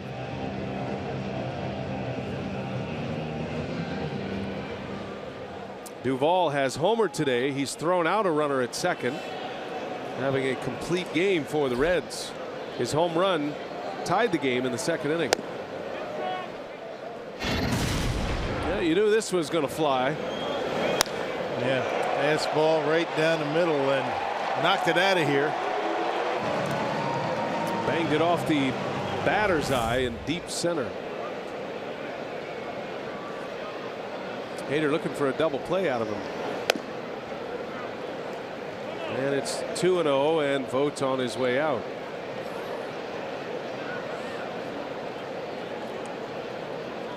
The control's been pretty good for Josh Hader in his time working out of the Brewers bullpen. Has yet to give up a run. Been able to throw strikes.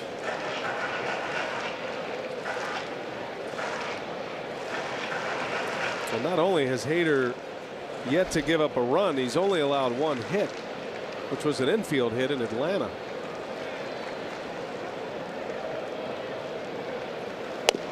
There's a strike. Good fastball. His fastball plays at 93 to 95, but it probably feels faster when you talk to hitters about Hader, they just don't see it well. He's got a lot of moving parts. Funky left-hander that he is. He comes from that high 3/4. 2 balls and a strike. Duvall got jammed, and a little flare pop-up out to Sogard. It's a good battle there for Josh Hader. He gets a hot hitter. Well, whatever Stephen Vogt told him, it worked, because he was throwing some pretty quality strikes. After Vogt went out there, he walked Votto. We fell behind Duvall, but able to get in on his hands right there with a good fastball. 95, reaching back for a little extra. 2 men are out now for Hader. And here comes Eugenio Suarez. Suarez is 0 for 2. He's shown some pop this year. He hit his 12th homer of the season last night. Back to that inside fastball. Strike 1.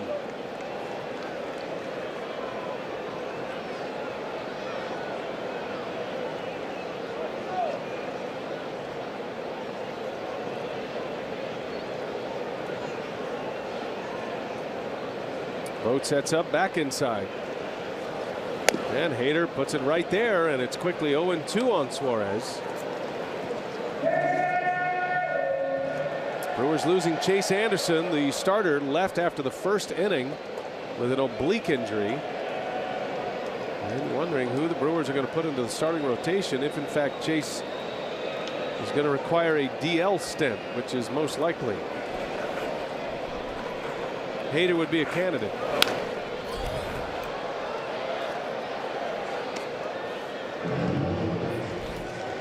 See what the Brewers elect to do. First of all, we'll see the extent of the injury to Chase Anderson. We're speculating, of course, but it didn't look good, did it?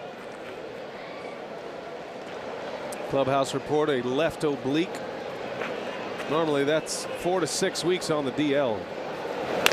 Jam shot, little roller out to Sogard. He'll flip to the bag for the easy way, and the side is retired, and Hader has put up 2 scoreless. 3-2 Cincinnati. Brewers are coming up.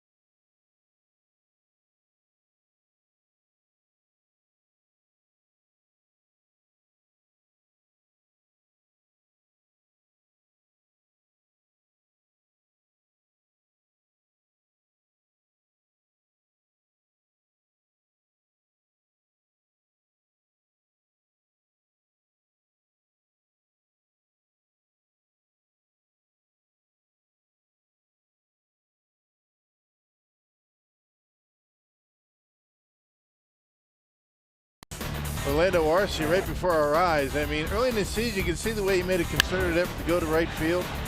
Everything, even pitches in on him, he was going to right field. Now, as he starts to get comfortable in that box, he's taking the very similar type pitches and ripping it down the line. You can see the point of contact, and the ball hit the right field, back on that back leg. He drives it into right center. And once again, point of contact out in front of home plate on a pitch that he pulls into left field. So you're talking about the same swing, very similar on the lower half, but it's all about when you start your swing. That will dictate, you know, where the ball is going to end up. You don't change your swing going to right field or to pull the baseball. You just when you approach the baseball, you know, period. That's what it comes down to. It's interesting looking at the video from the Arizona series when, you know, he's probably still in a little bit of protect cautious mode at the plate. He was coming out of a long slump then, and now he just feels like he's confident, he's seeing it well, he's free and easy at the plate. He's been ripping some inside pitches down that left field line. Yeah, not thinking as much. He's just being athletic, trusting his stuff. He goes down here, a strikeout as Arcia comes up empty on the Peralta offering for the first out of the 7th inning, and now it's going to be Domingo Santana to pinch hit. And he was kind of considered to be a pull hitter, talking about Arcia when he was down in the minor leagues. He and Darnell Coles. Jason Lane really got into his head and he started to shoot everything to right. Now he's doing both. And that is just, you know, basically what happens when you start to feel comfortable in the batter's box. Santana with a big swing. Pinch hitter Domingo Santana hitting for Hader, who goes 2 scoreless. Brewers are down 3-2. Yeah, good changeup by Peralta has Santana out in front. Quickly 0-2.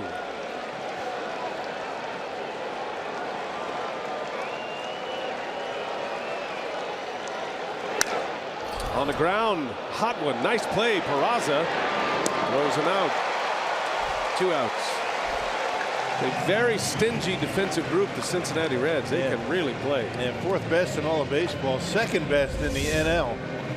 Only 38 errors. They played errorless baseball in this series and making not just the routine plays, but a lot of really good plays defensively, both infield and outfield.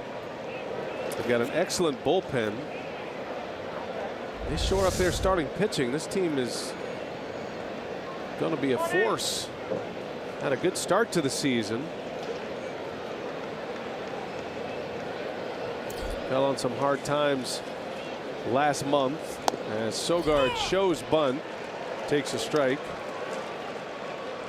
There was one point in early June where the Reds had lost 9 straight games. They had won a game on June 8th to get them to 29-30, 2 games back in the division, and then they lost 9 in a row.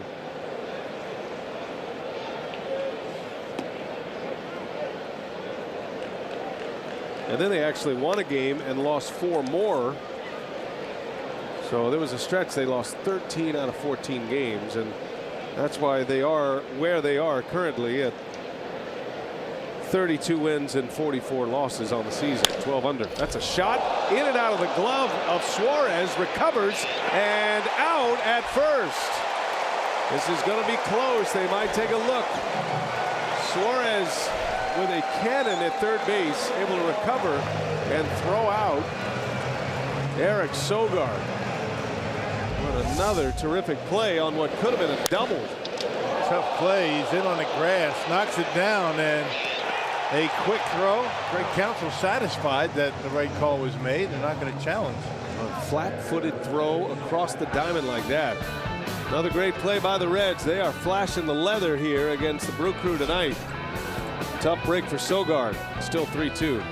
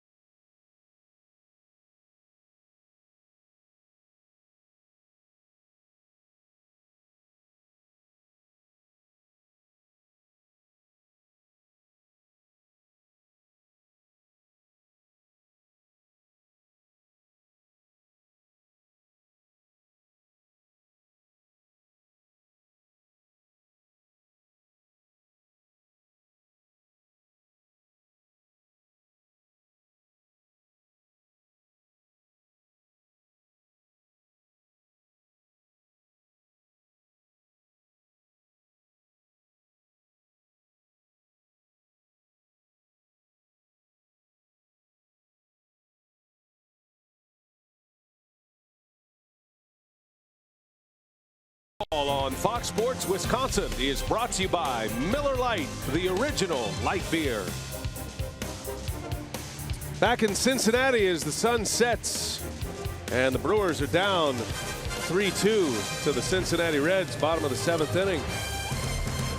New pitcher is Oliver Drake for Milwaukee, and the Brewers have been trying to put this game together with their bullpen, and they've done a pretty good job of it. Low scoring game. All 3 runs scored by the Reds came against Paolo Espino, who was the emergency reliever that came in for Chase Anderson. He went 3, Hader 2. Now Oliver Drake, we saw him last night.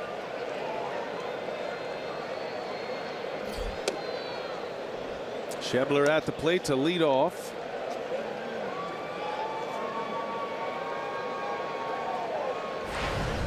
Schebler's 0 for 2.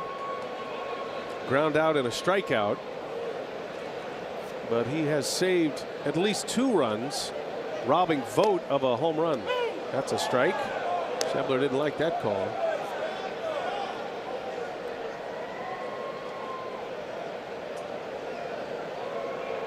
Reds have hit on 2 trade acquisitions from the West Coast, Schebler and Duvall. Schebler from the Dodgers, Duvall from the Giants. And they are their starting corner outfielders now.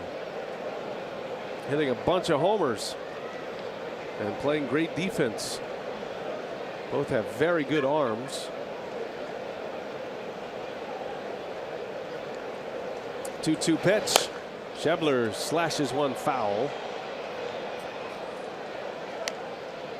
There's a really interesting story out of Pittsburgh today. Not sure if you've seen it, but excellent reporting by Steph Chambers and Stephen Nesbitt from the Pittsburgh Post-Gazette. Home plate, or rather umpire, who was the home plate umpire, Major League umpire, John Tumpain, talked a woman out of a suicide attempt earlier today. There's a fly ball into center, and Broxton will make the catch. I mean, a harrowing story that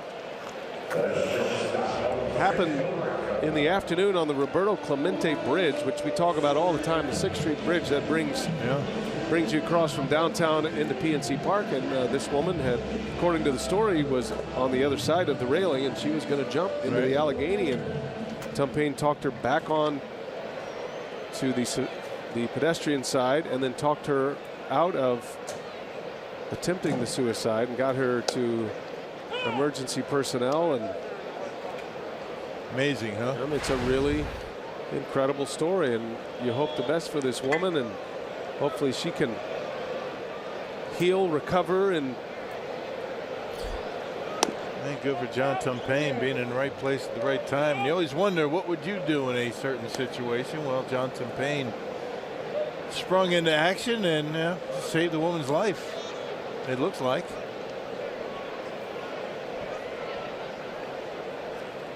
Now, kudos to John, and wish him the best for this woman. Sometimes it can just feel hopeless, and John, at least for the moment, gave her some hope. It's a really interesting story. You can Google it and read his comments, and staying cool in the pressure of that scene when you could watch a life end right in front of you. Based on what you're saying, no one approached this woman until John did, and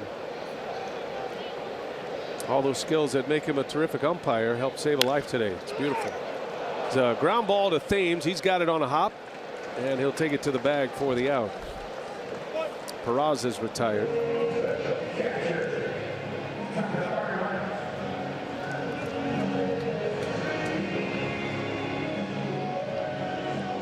Two up, two down for Drake.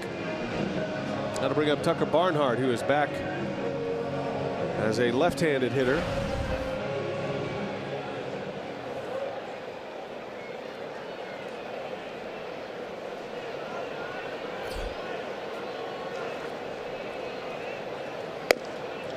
And a strike to Barnhart.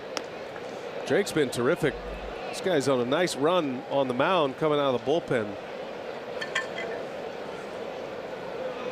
Pitched last night, a perfect 6th inning, had a strikeout. And that splitter that is a little bit of a hybrid splitter screwball, meaning he turns it over, pronates it when he lets it go, and it's got even more snap to it. And that's why Craig Counsell likes to use him against lefties. That splitter goes down and away to a left-hander, making it a little bit more effective. But he's been good against both righties and lefties as of late. He had a stretch of about 2 or 3 appearances where they hit him pretty good, but he has worked through that. Got his first major league save earlier this year, a couple of weeks ago in St. Louis.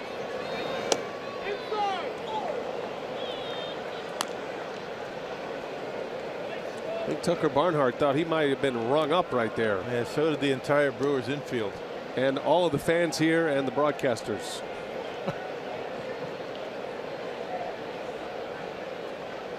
Who don't matter. It's only one guy that matters. That's Chris Segal. 2-2 now. And a base hit. Wouldn't you know it? Yeah, giving an extra out or an extra strike, and yeah, that's what happens.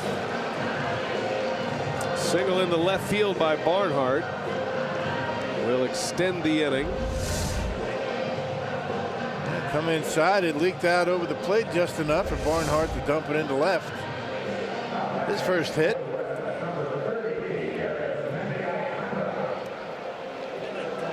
Pinch hitter for the Reds coming up. Arismendi Alcantara.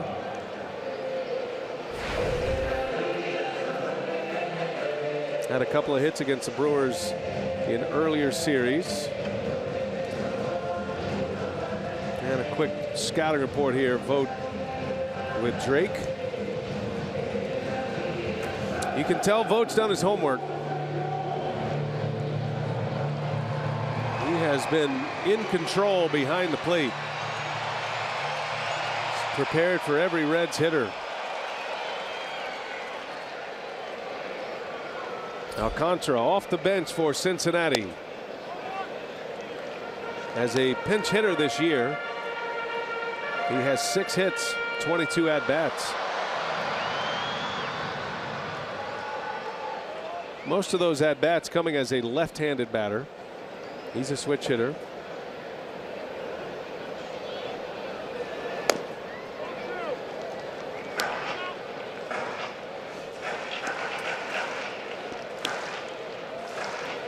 Doing a decent job as a pinch hitter. 6 for 22. Did you ever imagine this game as we got through the first 3 innings to be a 3-2 game in the 7th? No, it felt hitterish like last night, especially when you lose a starter, and the Brewers lose a starter that has been their ace and was 6th in the league in ERA coming into play today. Lost Chase Anderson after the first inning.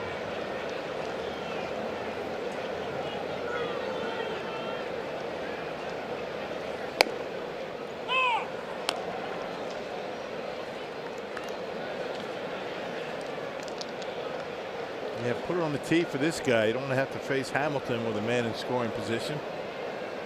Alcantara hitting .213.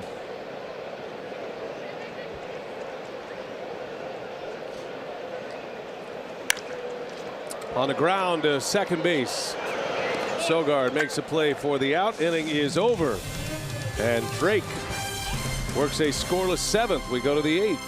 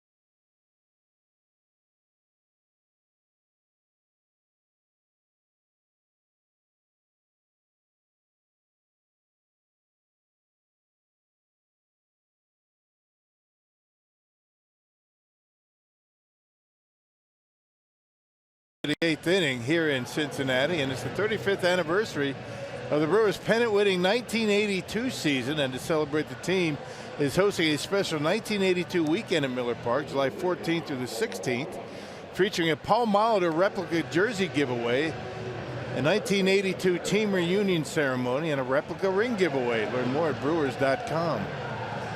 Nice. 35 years. How about it? Huh? American League champion Milwaukee Brewers of 1982, one of the great teams ever. If only Raleigh Fingers was healthy, huh? Might be talking about the World Series champion. That's right. Left-hander Tony Cingrani is on to pitch. Of course, our buddy Pete Ladd did a pretty good job filling in for Raleigh. Eric Dames at the plate. He'll be followed by Braun, then Shaw. And Cingrani, who has spent time as the Reds closer, is in to face the heart of the order with the Brewers down a run in the 8th. He had 17 saves last year, did Cingrani. Saw him in last night's ball game, inning in the 3rd, scoreless.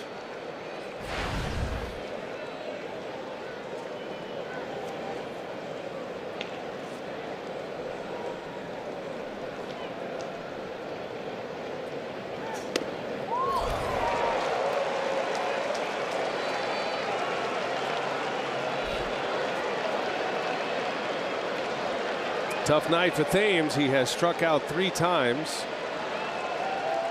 Facing tough lefties his last 2 trips to the plate.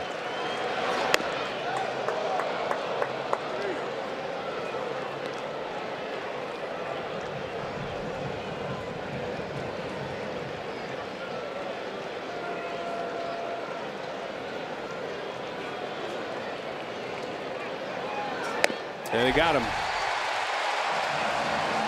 Strikeout to start it. They are cheering as they are because it is the 11th strikeout of the game. It is free pizza for the fans here when you go into double digits. It's a small pizza, but it's still a free pizza. If it's free, there's nothing wrong with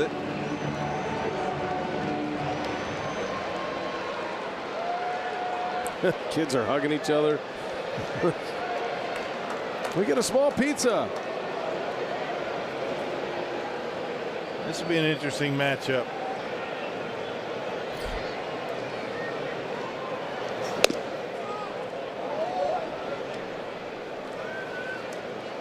Well, Ryan Braun is homered tonight.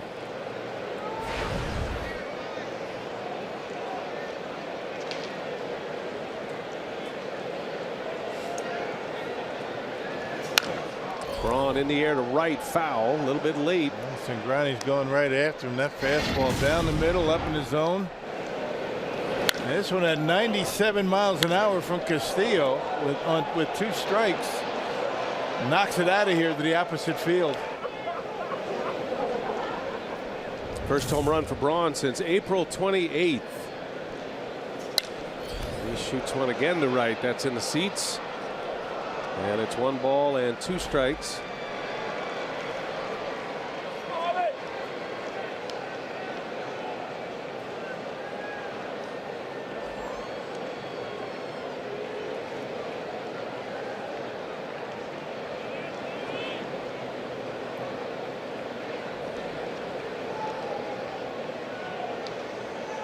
One-two pitch. Braun lays off. Count evens at 2-2.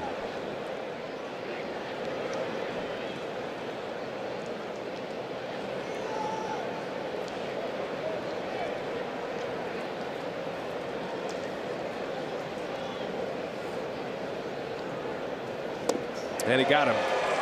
It's a big strikeout for Cingrani. Back-to-back Ks. And 2 men are out here in the 8th. Brewers down to their last 4 outs.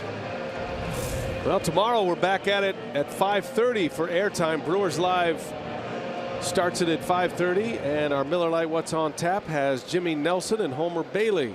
Second start coming back from the disabled list for Bailey. Nelson at 5-4 and a 3.5 ERA. had a tough start following his complete game in Milwaukee. Shaw sends one deep right center. Did he get enough? He did. A home run for Travis Shaw to tie the game. On the first pitch, lefty against lefty, Travis Shaw leaves. All tied at 3. This guy keeps on hitting. Man, he's something else. I mean, left-handers don't bother him at all. Just dropped their head on one. Cingrani going right after him, down and in. That is a danger zone against Travis Shaw. You don't want to leave one down there, even a left-hander. A line drive out of here. That ball tied. That sets a career high for Shaw for home runs in a season. Number 17 on the year in game number 80 of the season. And Travis Shaw has knotted this game at 3 apiece. Cingrani is out. Pitching change for Brian Price. And the Brewers are alive once again in Cincinnati. We'll set up the new hurler after this.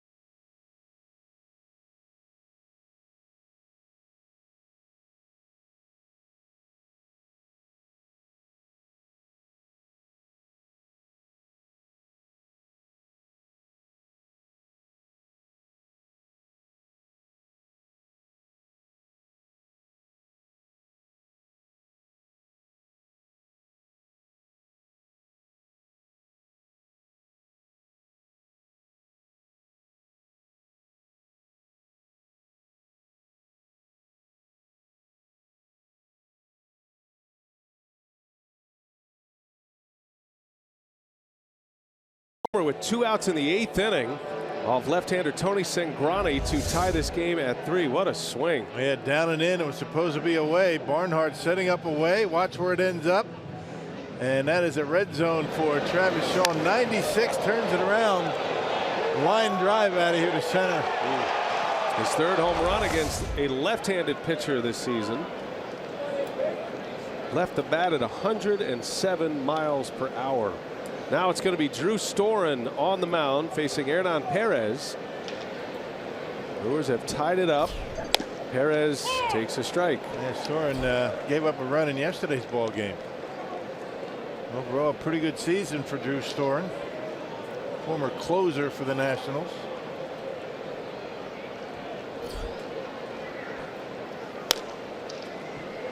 Quickly 0-2.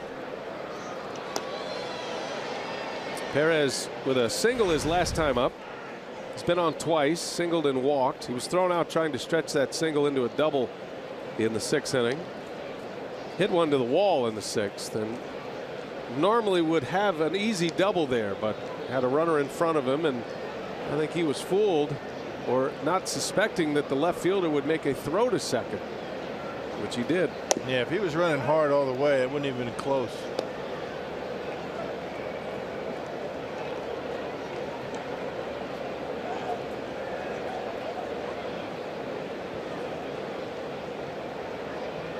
Perez has pop in his bat as well. 10 homers on the year.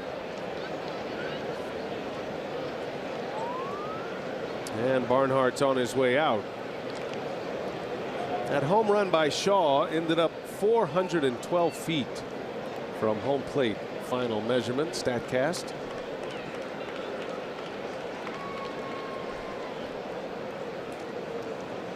That only hit 2 homers against left-handed pitching. He's seen a lot of lefties.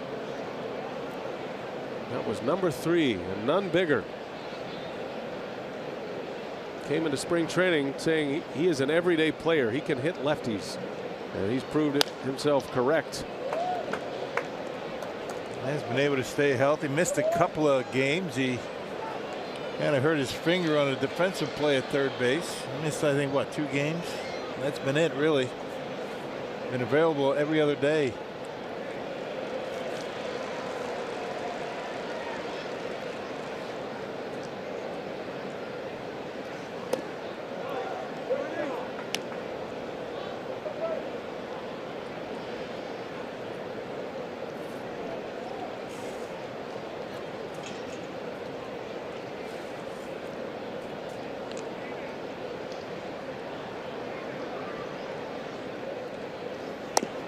That's on the edge. A strike called to end the inning. Perez didn't like the call. We're headed to the bottom of the 8th, and it's a new game now as Travis Shaw goes deep. 17th homer of the year makes it 3-3 Brewers Reds.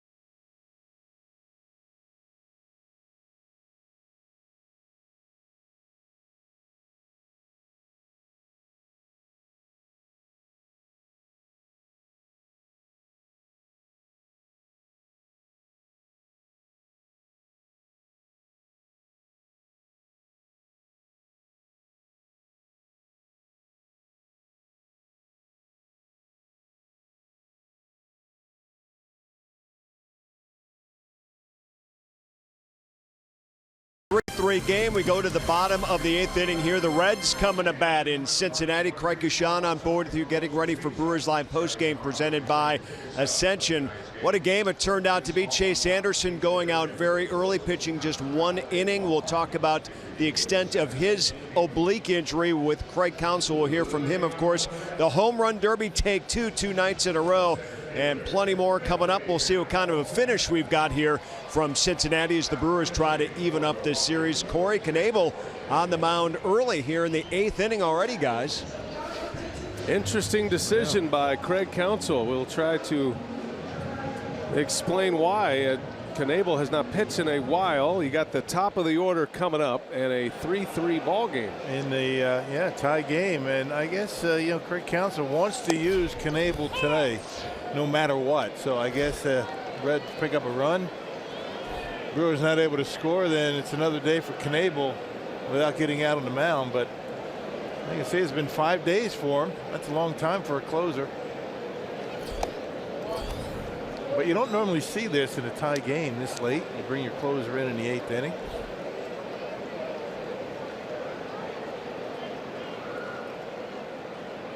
Well, and you don't know. Remember when Shaw hit the home run, there were 2 outs in the 8th. At the time, the Brewers are down 3-2, and then Counsell, I would imagine, is thinking we might not have a bottom of the 9th, so let's go ahead and get him ready. Once he's ready, might as well bring him in. It's going to be an interesting Brewers Live postgame with Craig Counsell to find out the reasons why. Counsell has always said his parts are interchangeable in the bullpen, but Knebel has been the closer. Well, you got Jacob Barnes. If you end up going a little bit further into the game, you need a save. More importantly, you're concerned a little bit about the command of Knebel, who has not pitched in a while. those 5 days off. One of those days was a team off day. So it's been 4 games without Knebel and 5 days. And he misses low to Hamilton. The count goes to 3-2 now. And last time he came in with 3 days off, he had a difficult time with his curveball. The fastball was okay.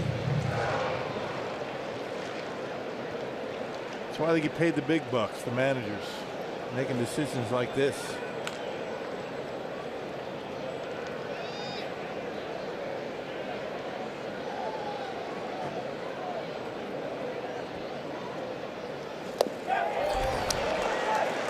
Hamilton draws a walk.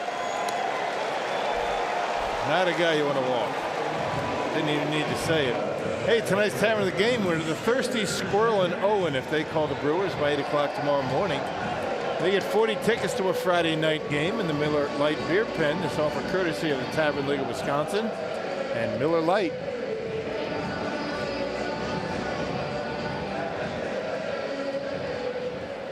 So it'll be Scooter Gennett, whose 2-run home run in the 3rd gave the Reds the lead. Hit that off Paulo Espino.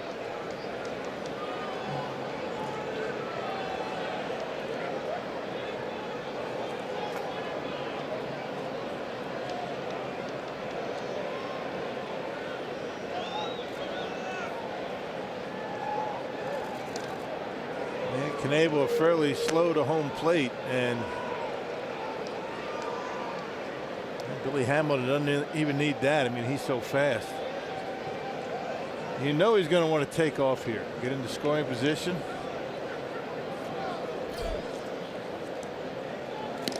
And a fastball over to Thames at first.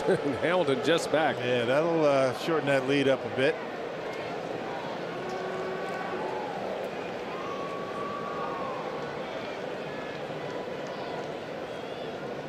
Knebel's been a big strikeout pitcher this year. He leads all major league relievers in Ks. I think Thames might run over there and say, tell him take a little off. Or hand me that catcher's mitt. Right. He is throwing a big fastball over to first base.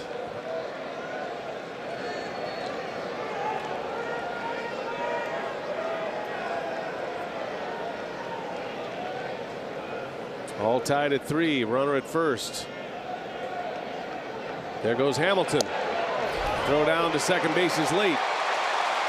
Stolen base. Go ahead run in scoring position now. Would you think of a worse guy to walk in this situation than Billy Hamilton? And don't think he might not try and steal third base, because he will. Hamilton leads the majors in steals. Big lead, decent jump, and not even close.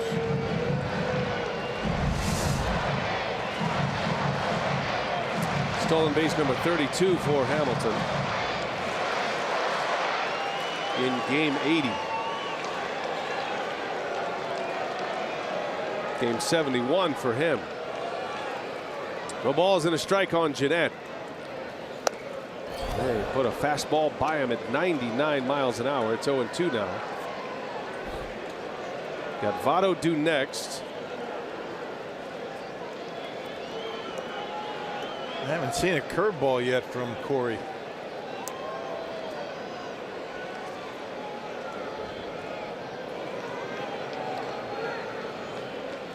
Might see one here. 0-2. Vogt sets up away. And a fastball. Got him. A called strike 3. Gennett is rung up on a 98-mile-an-hour heater. First out of the inning. Well, now the Brewers can walk Joey Votto. Right on the outside corner. Nothing wrong with the command here. Right on the edge. Damn. And gets his man at 98. They do indeed walk Votto to set up the double play. So the intentional walk is issued. Votto now at first.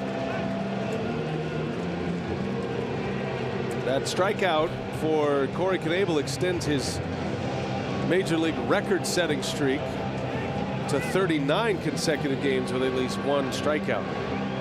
He caught and passed a Aroldis Chapman while he was pitching here in Cincinnati back in 2012. And Knebel keeps it going. Excuse me, 2014 was Chapman's record.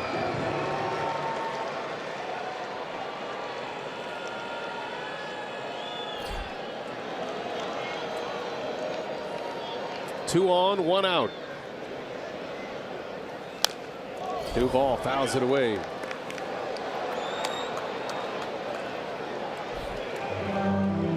Anytime you get a closer on the mound in a non-save situation,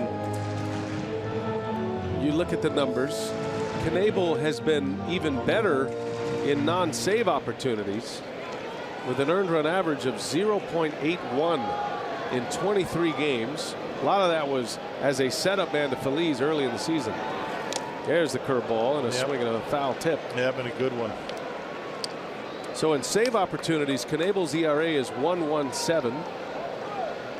Opponent batting average of 132. Non-save opportunities, ERA of 0.81. Opponent batting average of 158. Yeah, pretty good regardless. Stellar. Vogt wants a fastball upstairs. 0-2 the count. Knebel with an inside move. He'll set it up again. Catchers don't like that. When you're setting up on a high target like that and you step off, that's the first thing that hitter's going to do. Now look back, see where you're setting up.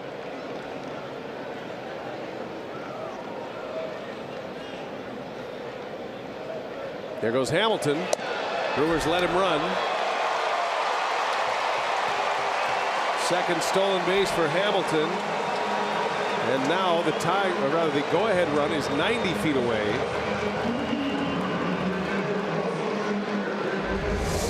Yep, and really no chance. I mean, he was kind of uncontested at third base. You know, the Brewers are counting on a punch out here.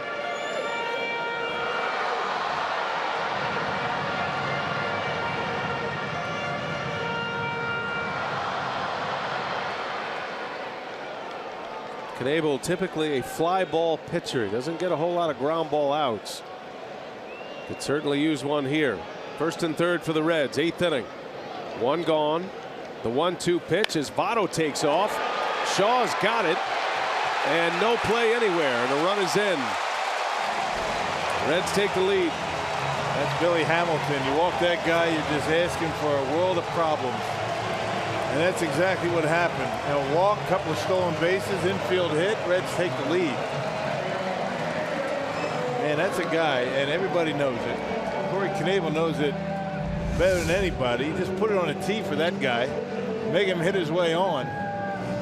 Red would have scored regardless. I doubt they get a double play. Best that Shaw could have done was to get an out at second. And Billy Hamilton manufactures a run.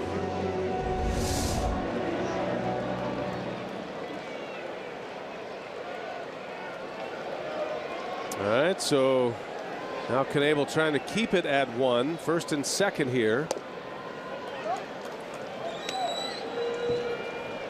Infield hit and an RBI for Duvall. Gives the Reds a 4-3 lead in this 8th inning.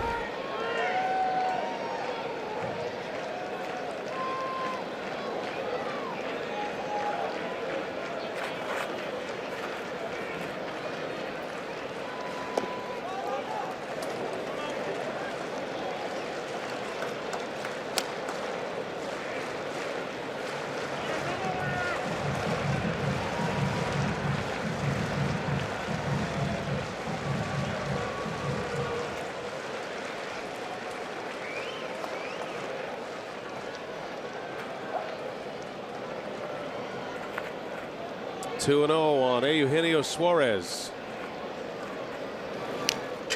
Had a big cut.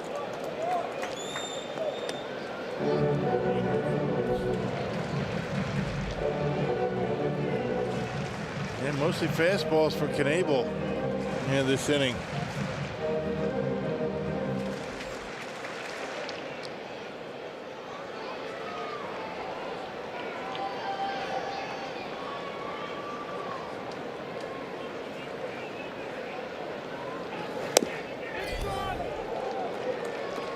3 balls and a strike.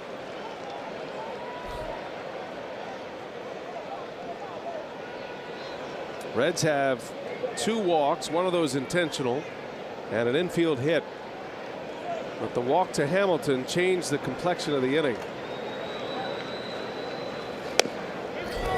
And he missed inside, ball 4. Bases are loaded.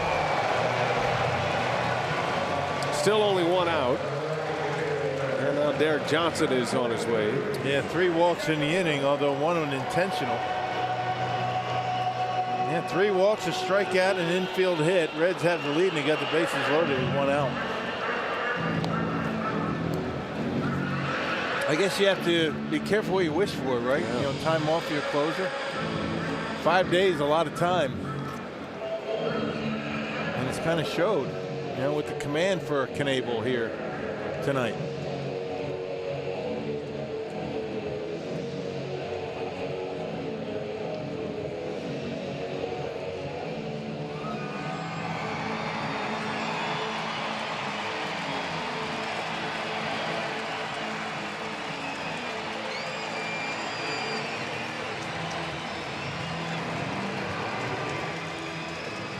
Well, Knebel gets a visit from his pitching coach. And now he'll face Scott Schebler with the bases full of Reds. Looking ahead to the Brewers' 9th inning, it'll be Broxton, Vogt, and Arcia due up. 6, 7, and 8 in the Milwaukee batting order.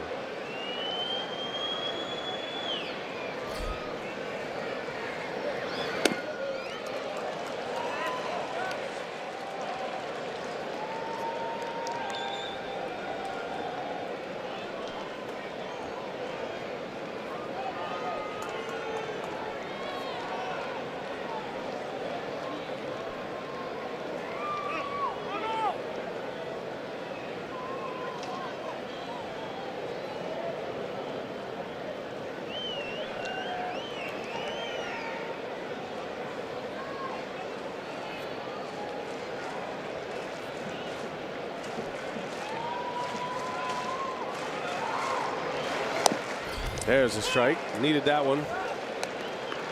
1-1. 99-mile-an-hour fastball.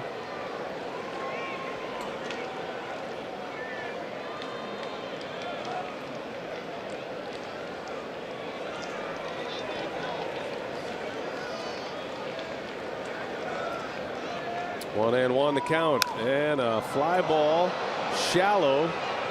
Arcia is calling with the big arm. Nobody tags, and he'll make the catch for the out. That's a big out for Knebel, getting Schebler, a big power hitter. 2nd out. They got him on a curveball. Yeah, good one too. Changing speeds after a fastball at 99 miles an hour. He takes a little bit off with the curveball and gets him underneath.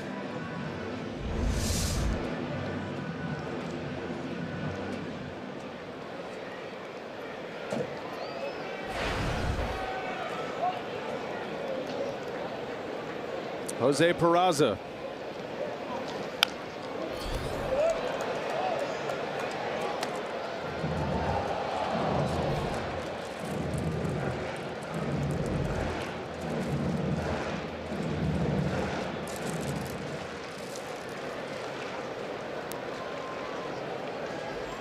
Knebel trying to strand him loaded.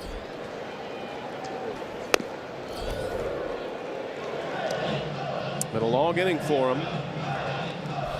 Corey with 23 pitches already. Peraza is 0 for 3 at the plate.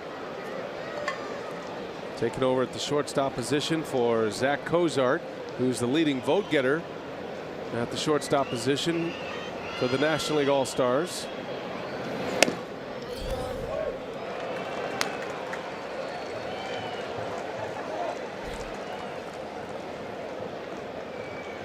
Cozart's been out with a hamstring injury.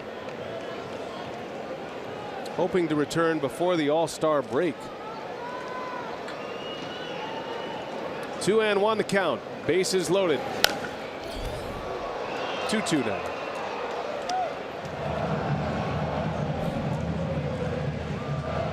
That is Corey go with the curveball and risk going to 3-2 if he misses with it. Goodwin's probably going to get him.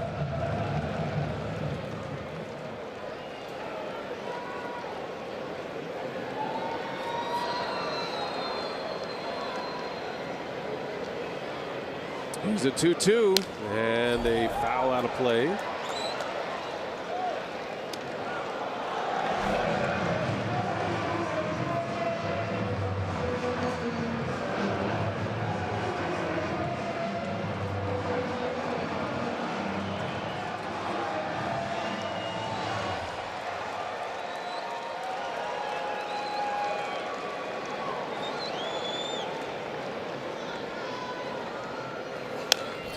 He's hanging tough. Pitch count continues to rise for Knebel. Yeah, able to get a piece of that fastball that's been on the outside corner just the last few pitches. Yeah, drop that curveball and you're going to get him. The question is, does he risk it, miss with it, and go to 3-2? Hasn't yet been willing to do that.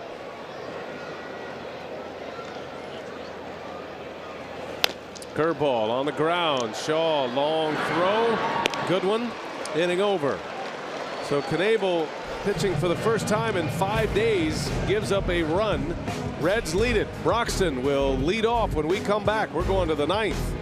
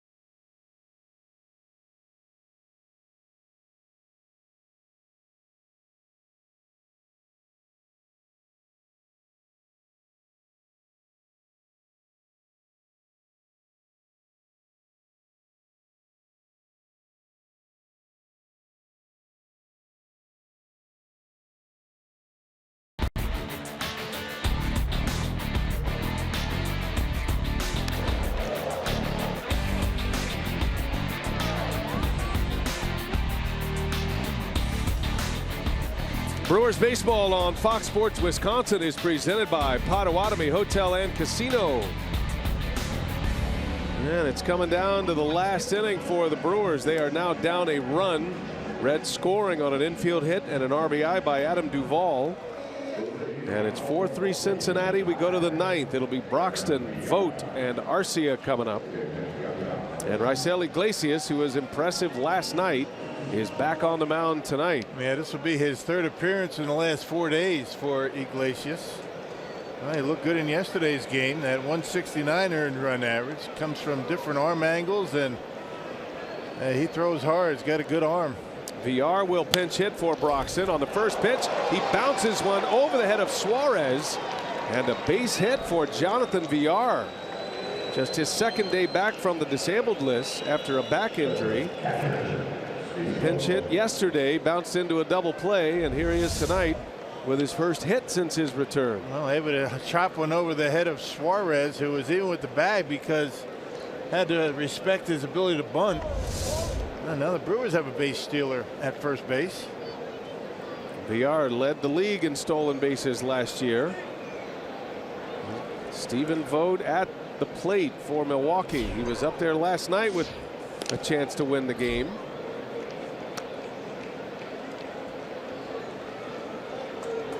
Vogt has hit into some tough luck tonight. He could easily be 3 for 3 with a 3-run homer.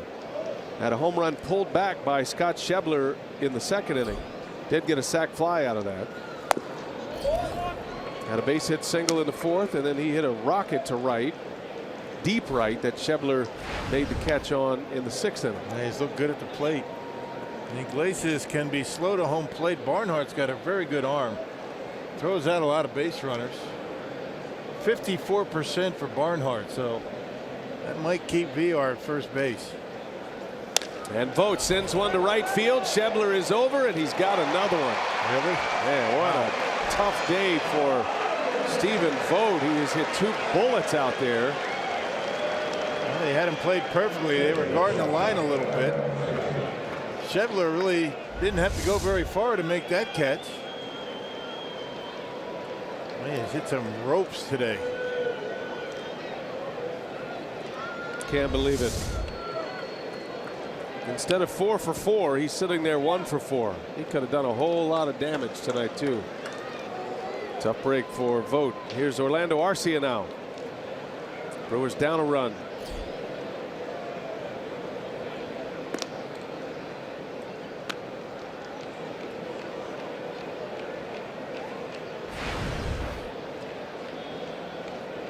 Arcia has been hot. Had a single in the 2nd inning tonight. Just punched one through the hole between 1st and 2nd. And he chases a breaking ball. Nasty pitch. 87 on the slider. Hey, I wonder if Villa is going to try and steal. Doesn't take much to get him out of this ballpark. Hey, find a gap. Pretty good chance Villa is going to be able to score anyway.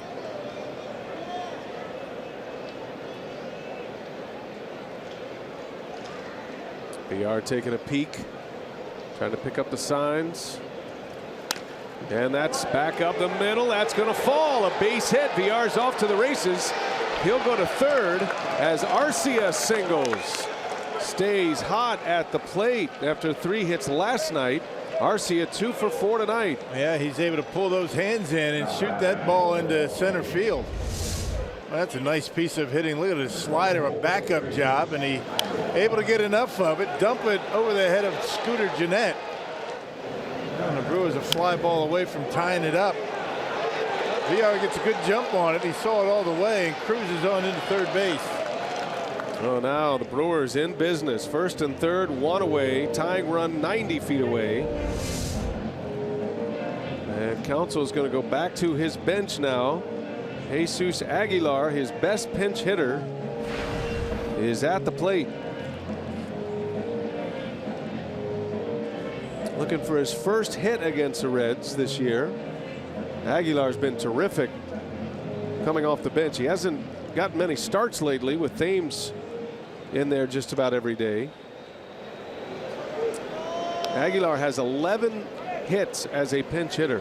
He's 11 for 34 with a homer and 6 RBIs. He's in a big spot right here.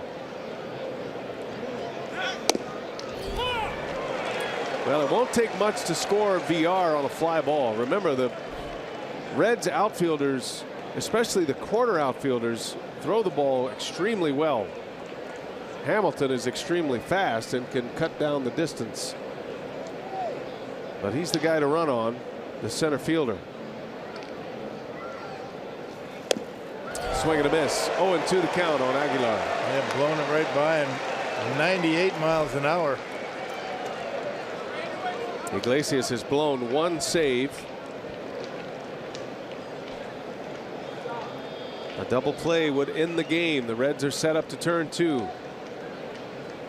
Aguilar trying to deliver a big one.